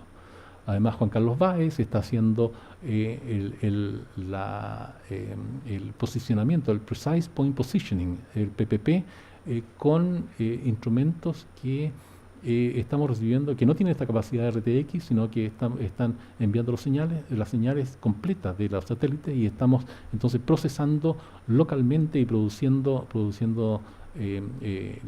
localizaciones o posicionamiento, pero que tiene un poquito más de error. Así es que eso hay que refinarlo. En Estados Unidos ya lo están haciendo a niveles de centímetros también con sus propios programas. Y esta muestra entonces para unos terremotos que han ocurrido en el 2014, el 2015, el 2010, cuál ha sido la deformación observada. Y vemos que aquí la vertical cambia para el caso del 2010. Tenemos el 2010, está aquí abajo, el terremoto 2010, y hay, por ejemplo, el desplazamiento en esta estación de San Javier, es alrededor de unos 3 metros, y se ve claramente cómo se deforma la Tierra. Estos debiera ser 1 minuto entre estas dos tics. Entonces muestra cómo se deforma la Tierra y cuánto se demora desde que ocurre el terremoto, y cómo comienza la deformación y cuánto se deforma. Poder detectar eso y capturarlo en tiempo real nos permite entonces hacer estas evaluaciones. Y esto es, para otros ejemplos que hemos tenido en Chile, son datos únicos debido a la gran cantidad de terremotos que ocurren en el país. Así es que son de uso de muchos otros centros mundiales este tipo de formación, el utilizar esta información para que ellos también desarrollen sus propias metodologías y sistemas. Y aquí vamos a ver si funciona. Esto lo hizo Pablo Koch, muestra cómo se vería en este momento nuestra deformación. Este es el terremoto del Maule, que muestra cómo se está deformando la Tierra a raíz de la ocurrencia del terremoto, de cómo se está propagando, cómo crece este terremoto. Y este terremoto del Maule muestra aquí bajo Constitución aproximadamente un gran desplazamiento. Ocurre en Copquecura, comienza frente a las costas de Copquecura, está el epicentro, y son alrededor de unos 350 a 400 kilómetros de longitud de ruptura, los que, de acuerdo a esta 1, 2, 3, 4, 5 estaciones GPS, uno puede hacer esta inversión. Y si la pudiéramos hacer nosotros, y fíjense que esto ocurre aproximadamente ya unos 120 segundos después. Yo creo que no alcanzo a ver bien, yo creo que son como 120 segundos. Uno, si ya tiene esta información, ya puede hacer todas estas inversiones y estimar qué es lo que sucedió en la zona de ruptura muy rápidamente. Y eso es lo que nosotros queremos entregarle, especialmente al Servicio Geográfico y Oceanográfico de la Armada, al SNAM, al Sistema de Tsunami y de Alerta de Maremotos, para caracterizar, para determinar cuáles son el potencial de formación del fondo oceánico y qué tamaño de tsunami es el que va a generar. Esto es lo que nosotros queremos entregar como producto al CHOA. Y en esto estamos trabajando en eso en este momento del año 2012, cómo ha evolucionado del año 2012 hasta el momento, hasta el 18, yo podría poner 19, ya podemos hacer estimaciones a los 5 minutos. Tenemos localizaciones preliminares epicentrales muy rápidamente debido a la cantidad de estaciones. Estamos viendo las magnitudes, incorporando este método de calcular la magnitud con GNSS, ojalá antes de los 5 minutos. A eso lo queremos acercar. Con los registros de aceleración, con los registros de GNSS, también tener una estimación del área de ruptura, de cuál es y posteriormente, después de los 20 minutos, y cuando lleguen las ondas internas a otras estaciones en el resto del mundo, poder incorporarlas también para determinar una área de ruptura para aquellos temblores que son de magnitud de 7.5 o superior. Tal como se lo mostré para el terremoto de Perú del domingo pasado. Y poder hacer también estimaciones de shake maps, de estos mapas de movimiento fuerte que afectan a qué región y con qué intensidad o con qué aceleración, para que la Oficina Nacional de Emergencia pueda tomar las medidas apropiadas. Entonces, los valores de 5 minutos, 10 minutos, 20 minutos, que antes nosotros entregábamos información probablemente después de 20 minutos del año 2012, ha cambiado tanto que estamos en esta parte con localizaciones de magnitudes preliminares antes a los 5 minutos, con fase W, con la estimación de magnitud y geometría con fase W a partir de los terremotos de magnitud 5 superiores, inmediatamente, o yo diría que 1 minuto después del terremoto, de ocurrido el terremoto. Entonces, hacia allá vamos. Una de las cosas que en el futuro nos interesa desarrollar y que lo estamos desarrollando justamente con la Oficina Nacional de Emergencia, es el poder establecer un sistema de prototipo de sistema de alerta sistema de alerta temprana de terremotos. Y para ello, como no tenemos un presupuesto suficientemente importante para adquirir nuevos instrumentos, hemos decidido desarrollar nuestro propio instrumento. Y esto es lo que estamos haciendo hasta ahora, es un instrumento de bajo costo que tiene las características de poder determinar, este es un terremoto a unos 100 kilómetros de distancia de este sensor, y se puede ver la onda P y la onda S muy bien para un terremoto de magnitud del orden de 3,5. Entonces está resultando un instrumento muy interesante de poder utilizarlo. Este mide aceleración, basado en un MEMS. Entonces, si uno tiene, en el caso de la zona central de Chile, por ejemplo, este es el terremoto del 24 de abril del 17, si uno tiene estaciones cerca de Valparaíso, las primeras ondas llegan muy rápidamente antes que lleguen aquí a Santiago. Estas son las ondas que llegan a Cerro Colorado, por ejemplo, donde está el Cerro Colorado, es el que está al lado de Pudahuel, donde está la antena, el radar del aeropuerto internacional. Entonces, uno tiene bastante tiempo, yo diría que el orden en este caso, un poco más de 20 segundos, de que detecta y puede evaluar el temblor con las estaciones más cercanas de donde ocurre el evento, hasta que las ondas más fuertes, de las ondas S, llegan a Santiago. Tiene ese tiempo aproximadamente. Y eso es lo que nosotros queremos hacer, instalando muchos instrumentos aquí principalmente en la zona costera, para determinar las características del terremoto y saber si esas ondas pueden llegar a afectar Santiago y poder avisar con anticipación de la ocurrencia de un terremoto y estimar aproximadamente el movimiento que este terremoto va a producir. Y en el trabajo futuro, además, yo quisiera mencionarles que estamos ya firmando, nuestro decano está firmando un convenio con el CTBTO, que es el Tratado de Provisión Completa de Ensayos Nucleares, que tiene un sistema de observación en todo el mundo, en el cual nuestros datos, como hemos sido declarados por el CHOA, como parte del sistema de tsunamis, de alerta de tsunamis de Chile, nos permite acceder a este tipo de datos y los vamos a tener en tiempo real. Creo que ya dentro de una par de semanas, espero que estemos recibiendo los datos de este tratado internacional, lo cual tiene estaciones que son muy interesantes, no solamente estaciones sismológicas, sino que además estaciones hidroacústicas que están puestas en el mar, y esas también permiten escuchar cualquier explosión que ocurra, ya sea en la tierra, en el mar o en la atmósfera. Hay estaciones de infrasonido que también pueden detectar esto, y uno puede estudiar fenómenos volcánicos muy interesantes, de erupciones volcánicas con estos sistemas. Bueno, también queremos incorporar otro método de poder calcular magnitudes rápidamente. Queremos hacer integración de datos con las boyas DART, que está manejando, que justamente administra el CHOA. Están entregando datos casi en tiempo real o muy cercano a tiempo real para la evaluación rápida del terremoto una vez que ha ocurrido, para entender las características del terremoto, que cuando éste alcanza estimaciones en la superficie, cuando alcanza deformaciones más superficiales y la falla se extiende hasta la superficie bajo el mar. También integración de más estaciones de la Red Nacional de Vigilancia Volcánica, que ha sido un tremendo esfuerzo que ha hecho el CERNAGEOMIN, monitoreando varios volcanes, más de 40 volcanes a lo largo de todo Chile, y nosotros estamos accediendo a alrededor de unas 40 estaciones del CERNAGEOMIN, de esta red, que estamos incorporando a nuestro monitoreo diario para poder ofrecer un mejor servicio a toda la comunidad. Estamos haciendo certificación ISO, esperamos que este año pueda ocurrir. Estamos incorporando también, presentando proyectos en Machine Learning, a saber si podemos incorporar las nuevas técnicas de Machine Learning a nuestra actividad. Y aquí es donde nosotros quizás debiéramos hacer un poco más de esfuerzo, pensando en las observaciones en el fondo marino. Gran parte de la actividad sísmica ocurre bajo la costa, bajo el mar, frente a las costas de Chile, de los terremotos más grandes, y no tenemos nada de observación en esa región, ni geodésica, ni tampoco sísmica de manera permanente.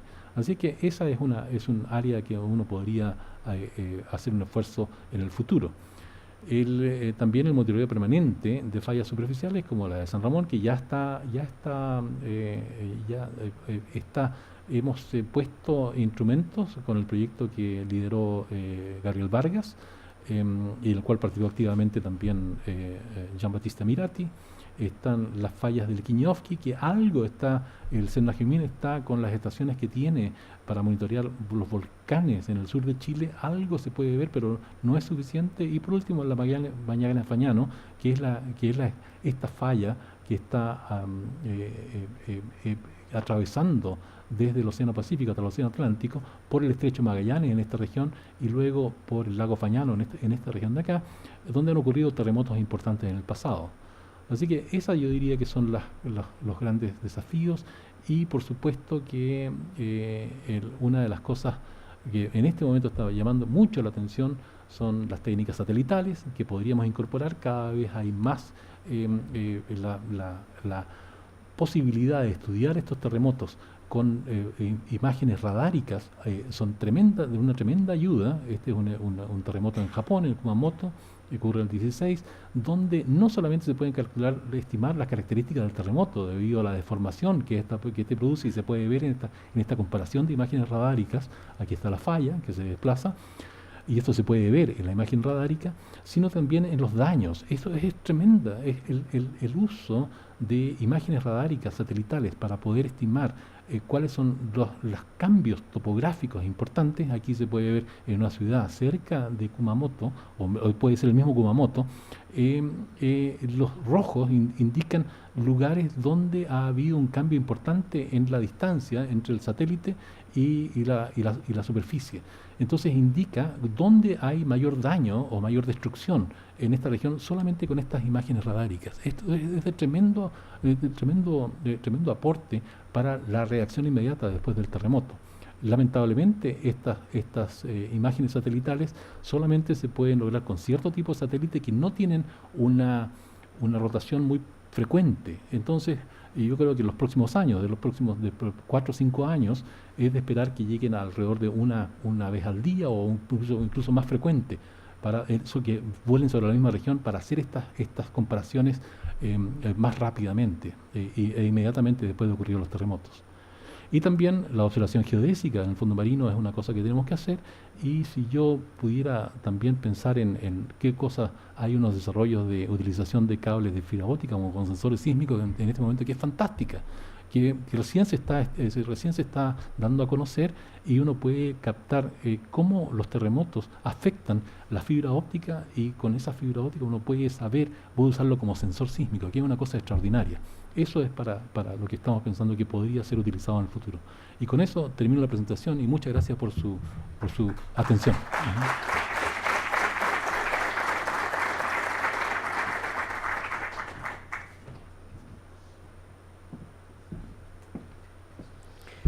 Muy bien, damos las gracias al profesor Sergio Barrientos y abrimos la opción de preguntas para quienes quieran plantear alguna inquietud respecto de esta charla que hemos escuchado. Nos levantan la mano para poder acceder con el micrófono hasta sus asientos. Allá, al final, precisamente. Bien. Nos vamos a demorar, pero llegaremos con el micrófono hasta el último asiento de nuestro auditorio para comenzar a responder estas preguntas. Le escuchamos. Hola, profesor, buenas tardes. Gustavo Escobar, de la Red Nacional de Emergencia. Consulta, ¿se va a hacer o está en planes hacer un sistema de alerta temprana para la ciudadanía como lo tiene Japón o México? Bueno, muchas gracias por la pregunta. Estamos trabajando para usted. La gracia, Japón tiene una ventaja tremenda porque tiene muchas estaciones sismológicas. El desarrollo del sistema japonés de observación sismológica tiene una larga tradición y además tiene mucho recurso. Entonces han podido instalar equipamiento adecuado, y muchos equipamientos adecuados. Incluso tienen sistemas de observación submarina, cables submarinos que estar más cerca de la zona donde ocurren los terremotos. Entonces, eso permite capturar las características de las ondas sísmicas que un terremoto cualquiera produce, y por lo tanto se puede avisar con antelación. En Japón también los terremotos en general están un poquito más lejos, los grandes terremotos están un poquito más lejos de la costa, lo cual ayuda un poco. Pero en fin, el sistema japonés está funcionando, yo creo que desde los años 2007, 2008 en adelante, hacia el público incluso. Entonces, nosotros quisiéramos incorporar algo parecido, y por eso es que estamos trabajando con un sistema propio, con un sensor propio y un sistema de adquisición y de transmisión de datos propio, porque no tenemos suficiente, hay que tener muchos de estos instrumentos dispuestos a lo largo de todo el país, y en eso estamos trabajando. Yo espero que con el apoyo de la Oficina Nacional de Emergencia podamos seguir desarrollando este producto. El prototipo tenemos financiamiento para creo que hacer de ellos 40 o 50 de ellos, lo está haciendo Alex Becerra, quien es un ingeniero de esta escuela. Él nos está ayudando a hacer este prototipo, y lo estamos desplegando, lo vamos a empezar a desplegar a fines de este año como prototipo, y probablemente vemos los resultados el próximo año o los próximos 2 años. ¿Invitamos a alguna otra pregunta? Sí, tenemos acá una, y luego acá el señor de Check y otra más. Perfecto. Profesor Barriento, yo sé que usted es científico, así que tal vez no le compete intervenir mucho en las políticas públicas, pero toda esta información es maravillosa mientras no se aplique en el día a día para el ciudadano a pie como nosotros. La verdad es que uno tiende a verla lejana. ¿Cómo se entrega esta información al Estado para que pueda modificar la normativa antisísmica de construcción o ayudar a mejorarla? Porque sabemos que tenemos una buena norma, pero por lo visto no es suficiente, pensando en un terremoto mayor, falla San Ramón, por ejemplo, o esas construcciones que todavía están haciendo al borde de la costa, donde un tsunami fácilmente puede arrasar con ella. ¿Esta información se entrega de alguna forma? ¿Existe dentro del futuro que está planificado mensualmente, anualmente? ¿Entregaste esta información para que haya realmente una modificación de la norma mayor a la que ya hay? Que insisto, es buena, pero perfectible. Yo creo que uno puede responderla. Yo diría que la distancia no es tan grande entre lo que se está presentando acá y lo que puede ser utilizado por la comunidad. Creo que el mejor ejemplo, son los 2 ejemplos que se me ocurren, son justamente la actualización de la norma sísmica. Cada vez que hay un terremoto importante en Chile que causa algún daño, algún destrozo o algo inesperado respecto a las construcciones, se revisa y la norma se actualiza. Y eso ha sucedido desde que la creación de la primera ordenanza, 1928, del año 1 de diciembre de 1928, terremoto de Talca, donde se establece la primera ordenanza. Después, con el terremoto del 39 en Chillán, se actualiza y se hace obligatoria. Luego, en los años 60, se revisa nuevamente con el terremoto del 60, y así con el año 85, y sobre todo con el año 85 y con el 2010. Se revisa nuevamente por la falla de algunos de los edificios que ocurrió durante el terremoto del 2010. Así que permanentemente, cada vez que ocurre un terremoto, se revisan las normas y se actualizan. Y ahora va a ser mucho más fácil para el grupo de ingenieros tomar esas decisiones, porque hay mucho más datos. Antes del terremoto del 2010 habían datos, hay esfuerzos hechos justamente por esta universidad y otras universidades también, sobre algunos registros del terremoto del 2010, pero no son suficientes para poder entender todo el proceso. Ahora hay más datos, probablemente cuando ocurra no van a ser suficientes tampoco, pero nos va a ayudar mucho más. Esa es una área. Y la segunda, yo creo que el tremendo esfuerzo que ha hecho el grupo de Gabriel Vargas con el grupo de geología sobre cómo estudiar la falla de San Ramón. La falla de San Ramón era un objeto que no se conocía como falla activa hasta antes, yo diría que hace unos 15 años, entre 15 y 20 años, creo que fueron los primeros esfuerzos geológicos. Y después el grupo de geología ha tomado este objeto geológico y lo ha hecho patente frente a las autoridades, de tal modo que la Oficina Nacional de Emergencia del Ministerio del Interior ha financiado, juntamente con el Ministerio del Interior, la instalación de un sistema de monitoreo, más allá de lo que tenemos en el resto del país, enfocado exclusivamente en la falla de San Ramón. Y eso nos ha permitido empezar a conocer el detalle y justamente en un producto, que es un informe que ha hecho Gabriel con el resto de la gente que Jean-Baptiste Mirati, Sofía Rebolledo, que los veo acá, han participado en este son ejemplos de cómo este conocimiento se puede transportar o traspasar rápidamente a por lo menos a la autoridad, y después el próximo paso es ver cómo se hace llegar a las municipalidades, cómo se hace llegar a las personas. Pero en la medida que esto se conozca más, en la medida que se haga mayor difusión, más rápidamente va a llegar a la ciudadanía. Y yo creo que la próxima etapa, en el caso de la falla de San Ramón, es empezar a hacer escenarios de qué es lo que podría suceder en el futuro si llega a ocurrir un terremoto en esa región. Y ahí yo creo que hay que hacer los inventarios correspondientes de los edificios, de la vulnerabilidad de cada edificio. Eso es un trabajo mayor, pero ese va a ser el próximo paso. Escuchamos la siguiente pregunta. Gracias, profesor. Buenos días. Mire, respecto a los monitoreos que se están realizando a las fallas geológicas, específicamente a la de San Ramón, mi consulta orientada hacia la falla de Pocuro y a la nueva falla que apareció hace poco ahí en el sector del Cariño Botado. Las fallas van apareciendo de a poco, es un proceso, esperamos que aparezcan nuevas fallas. ¿Y cuál sería, digamos, la dinámica para ir monitoreando este tipo de fallas? En el sentido que es probable que se produzcan eventos y sean epicentros de estos lugares. No sé si eso es posible. Bueno, yo creo que es parte de cómo avanza el conocimiento. Es parte del proceso de cómo avanza el conocimiento.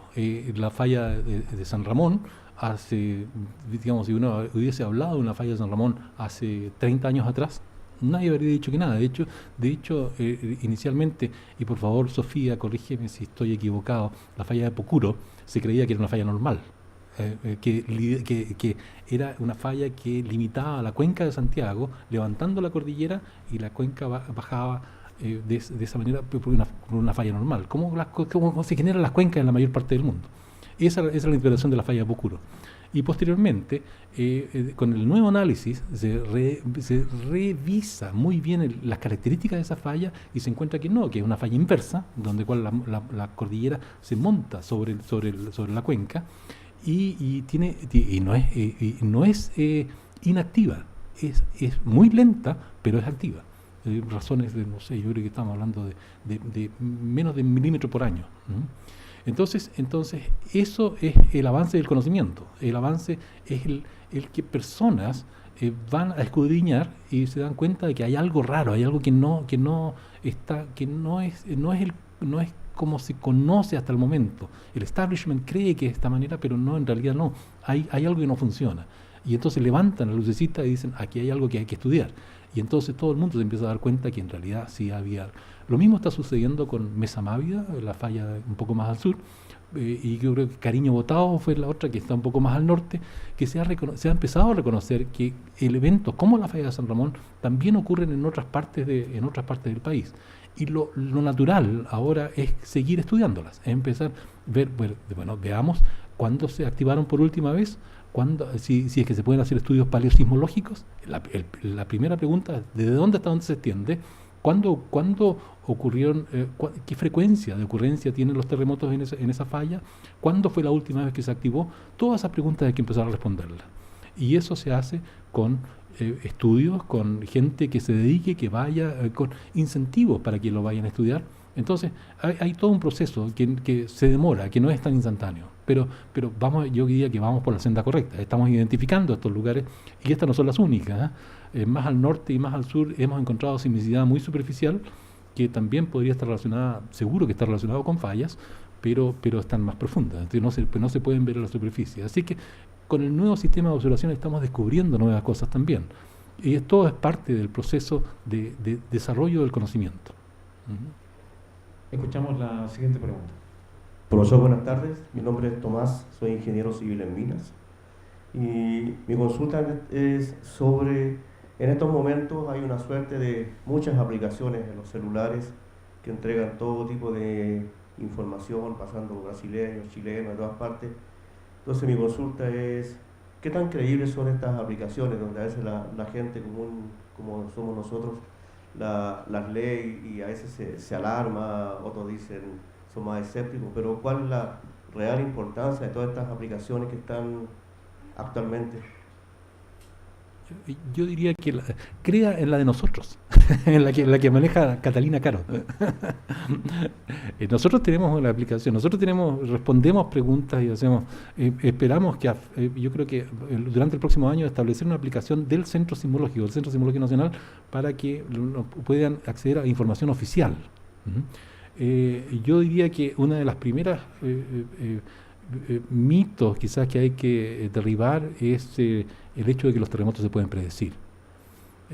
Ha habido muchos intentos de predicción de terremotos, pero hasta ahora no hay ninguna metodología que sea aceptada científicamente. Entonces yo diría que no le crea a todas estas, que usted mencionó, brasileños o algo así. Yo pienso en el mismo, si es el mismo grupo que está conversando, que yo tengo en mente, no es posible predecir terremotos aún, y no sabemos si se va a poder predecir en algún momento.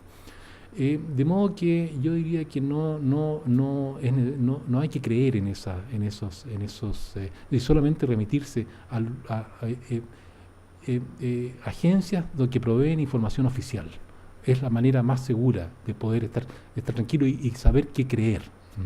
Así que le ruego que se mantenga,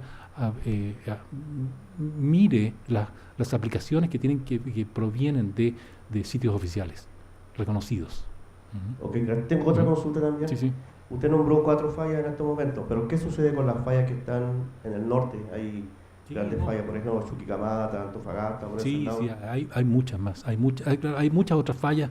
Y el terremoto de Aroma, ¿no es cierto?, del 2000, no me acuerdo exactamente del año ahora. Ese es un terremoto superficial también, al interior. De manera que hay muchos lugares que han ocurrido terremotos que son superficiales y están asociados a fallas. Y esos hay que estudiarlos también, no solamente las que mencioné, sino que todo el país está a medida que vayamos desarrollando el conocimiento, que tengamos más gente que se dedique a estudiar estas cosas, mayor cantidad de geólogos, mayor cantidad de geofísicos, de sismólogos, que puedan estudiar este tipo de fenómenos, entonces vamos a tener un país que lo conocemos mejor, y al conocerlo mejor, conocemos mejor la amenaza, y que si conocemos la amenaza, entonces podemos prepararnos de mejor manera. Podríamos todavía recibir algunas preguntas más, si las hay, nos hacen la seña. Sí, ahí tenemos ya un señor de corbata en una de las últimas filas. ¿Alguien más, solamente para saber en qué sector podríamos desplazar el micrófono? ¿Acá? Ya, perfecto.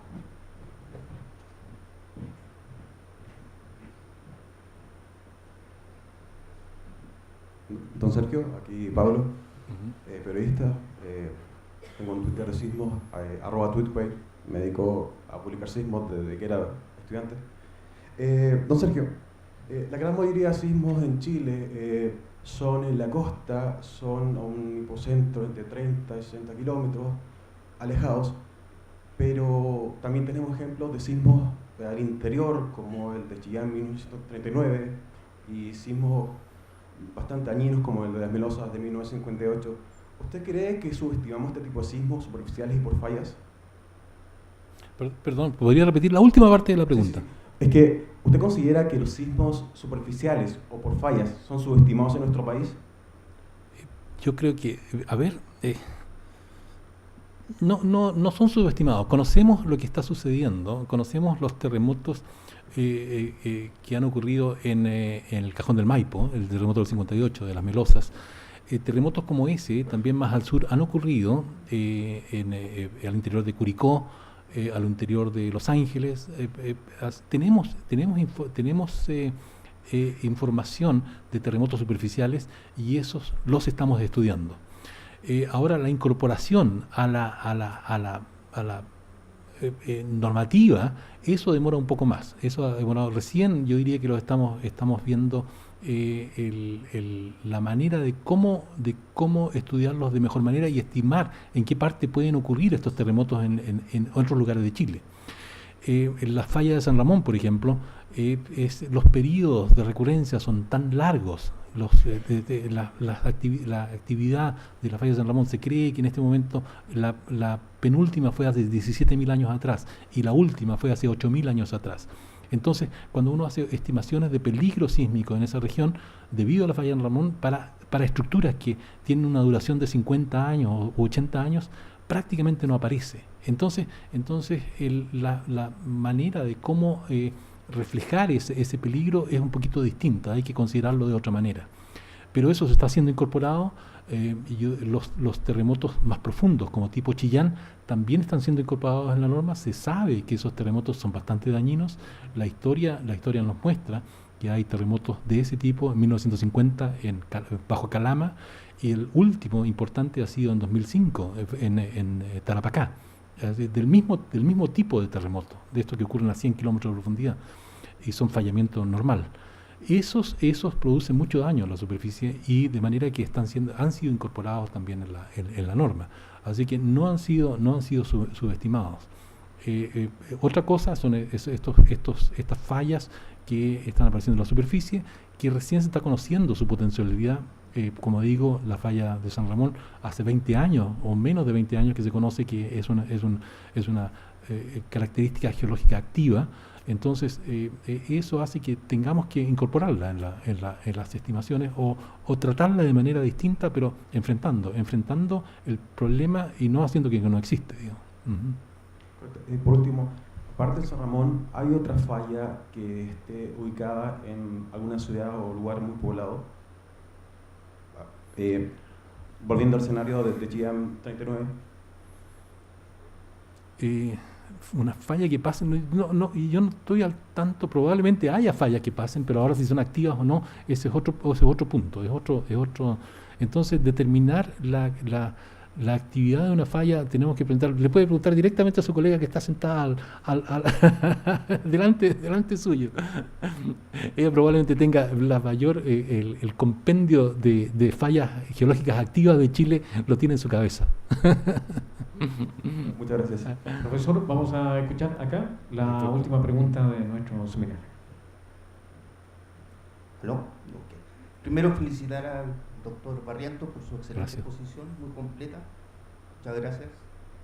Y me tomo de sus palabras una respuesta que dio sobre que no es posible pronosticar un terremoto, estamos de acuerdo, pero tal vez sí es posible determinar una zona de probable ocurrencia o de mayor factibilidad de que ocurra. Me acuerdo de haber asistido a una charla en Concepción, un sismólogo, y que nos hablaba acerca de la posibilidad de ocurrencia o mayor probabilidad de ocurrencia frente a Valparaíso y Antofagasta, como una zona de observación de especial interés, y cuyos centros estaría ocurriendo en la fosa, en el mar. Entonces, también tomándome de sus palabras, en un ejemplo bastante gráfico, cuando habló de la sensibilidad de los sensores que tienen instalados, los acelerómetros, que son capaces de detectar el picoteo de una gallina a 10 metros, mientras más cercano tengamos estos sensores a la zona donde ocurre el temblor, mayor capacidad tenemos de su registro, en su intensidad, en su ubicación. Pero dado que en nuestro país suceden en la fosa, en el sector cubierto por el océano, muchos de estos sensores tienen que estar tomando sus medidas alejados y en otro medio, sobre el continente, en la orilla, en la costa. Entonces, aproximar esto hacia a la zona del desafío, a la zona de la fosa, a la zona del océano, es una tarea, digamos, prioritaria. En ese sentido, el CHOA ha hecho un importante esfuerzo en conjunto con agencias internacionales para instalar boyas de tsunami, las boyas DART, pero son boyas de alerta lejana, son boyas que permiten indicar al resto de los países del Océano Pacífico cómo sería la onda de choque del terremoto que ocurre acá en Chile, y no tanto para el pronóstico local cercano nuestro, sobre todo en la zona costera frente al epicentro. Y esto lo saco a colación en función de un dato muy interesante que usted presentó en una de sus diapositivas, que habla de un importante esfuerzo de la Universidad de Chile para desarrollar un sensor con tecnología propia. Parece muy interesante, y también sería muy interesante el poder llevar este sensor a un sistema de pronóstico sumergido. Hoy día esa tecnología ha tenido una importante revolución durante los últimos 5 años. Antes de alcanzar 1.000, 2.000, 3.000 metros de profundidad era muy difícil. Hoy, producto del desarrollo de la minería submarina, que está en este momento en los 4.500 metros de profundidad, esta tecnología ha sufrido un importante desarrollo en su calidad. En este momento está pudiendo llegar sobre los 12.000 metros de profundidad, De hecho, en la Universidad de Concepción llegó a las fosas en el norte, a 8.600 metros de profundidad, y la tecnología está disponible y accesible de distintos fabricantes, no solamente amarrado a una solución. En este momento fácilmente hasta los 6.800, 10.000 PSI, 6.800 metros de profundidad. Entonces esa integración es posible en este momento. No sé si en esa línea de desarrollo de investigación se está haciendo algo, de llevar estos sensores de la Tierra hacia el mar, hacia el océano, y sumergirlo. Pero les repito, esa tecnología es nueva, 5 años de antigüedad en ese desafío, sobre los 10.000 PSI, sobre los 6.800 metros. Personalmente yo he trabajado con varias universidades y hemos hecho anclaje oceanográfico de 4.500 metros de profundidad. Eso lo venimos haciendo hace de más de 10 años de antelación. Sí, bueno, yo creo que hay un comentario extenso y hay un par de preguntas en el medio que pude identificar. El primero son las zonas donde si uno puede predecir o no terremotos. Yo creo que no hay predicción de terremotos, no se pueden predecir cuándo, el lugar y la fecha y la magnitud del terremoto con anticipación. Eso no se sabe. Lo que sí se sabe es que en el caso de Chile, si uno acepta que el modelo es que la placa de Nazca penetra bajo la placa de la placa sudamericana y en algunas partes queda trabada, mientras más tiempo haya transcurrido desde el último terremoto, es más probable que ocurra un terremoto más prontamente. Eso lo podemos identificar en varias regiones en Chile. Aquí, esta es la zona del terremoto de Iquique del 2014, y es justamente el norte de Pisagua hasta Hilo hay una zona donde no han ocurrido terremotos de 1868 y 1877. Un poco al sur, justamente hacia el sur del terremoto de Iquique, también entre Punta Patache y prácticamente yo diría que Tocopilla, tampoco se han registrado terremotos importantes desde 1877. En esta región ya ocurrió el terremoto de 1922 frente a las costas de Atacama, donde ya están corriendo 100 años de la ocurrencia del terremoto. Entonces uno podría pensar que es un lugar donde podría existir un terremoto de gran magnitud importante. Y luego está la zona central de Chile, donde los terremotos importantes que han ocurrido han sido en 1985, de ese orden, y terremotos en el pasado, se ve que los más grandes ocurren aproximadamente cada 80, del orden de 80 años. Ese es el análisis de esta región, de la placa de Nazca bajo la placa sudamericana, y más al sur no tenemos idea de lo que puede pasar en la zona de subducción. De Coyhaique o de la península de Aitao hacia el sur, hasta el punto triple de la placa de Escocia, con la placa antártica y con la placa sudamericana que ha estado en este lugar, no tenemos idea de lo que puede pasar porque no sabemos la historia. No ha habido ninguna persona que haya ido a estudiar los terremotos antiguos en esa región. Así es que no sabemos. Tampoco tenemos muchos instrumentos de hace mucho tiempo, así que recién lo estamos instalando y recién tenemos alguna idea de los últimos 2 años, 3 años, de cuál es la actividad sísmica en esta región. Y más al sur tampoco, aún menos, de la subducción de la placa antártica bajo la placa de Escocia, no tenemos idea. Algo de idea tenemos en las fallas, en la zona de Magallanes, donde han ocurrido los terremotos de 1949. En esta parte ocurrieron 2 terremotos de magnitud 7,3 aproximadamente cada uno, el 17 de diciembre de 1949, y esos terremotos son los que creemos que acomodaron gran parte del desplazamiento horizontal entre la placa de Escocia y la placa sudamericana. Ahora, respecto a la segunda parte de la pregunta, si estos sistemas pueden ser incorporados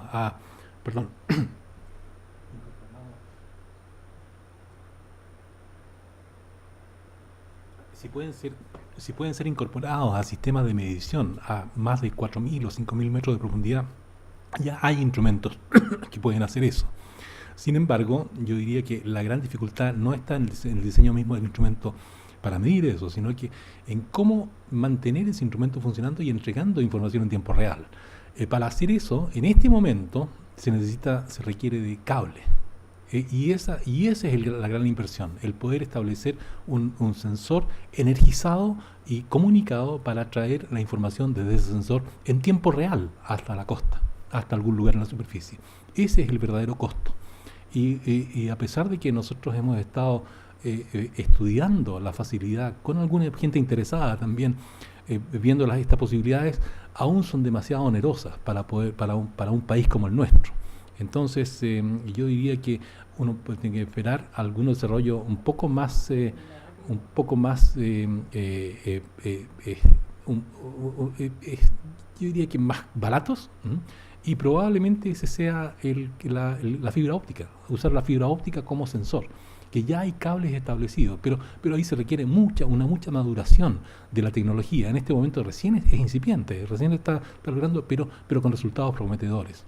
Así que yo diría que tenemos que esperar un poco más para hacer este tipo de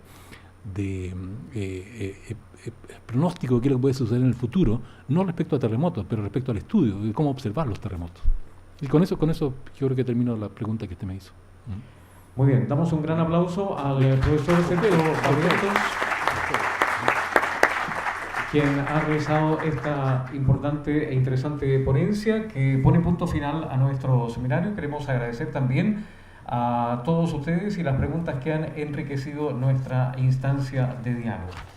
A nombre del Centro Sismológico Nacional y la Facultad de Ciencias Físicas y Matemáticas de la Universidad de Chile, queremos agradecer muy sinceramente la presencia de todos ustedes y además invitarlos a que estén atentos a las próximas actividades en nuestra universidad. Muchas gracias y que tengan muy buenas tardes.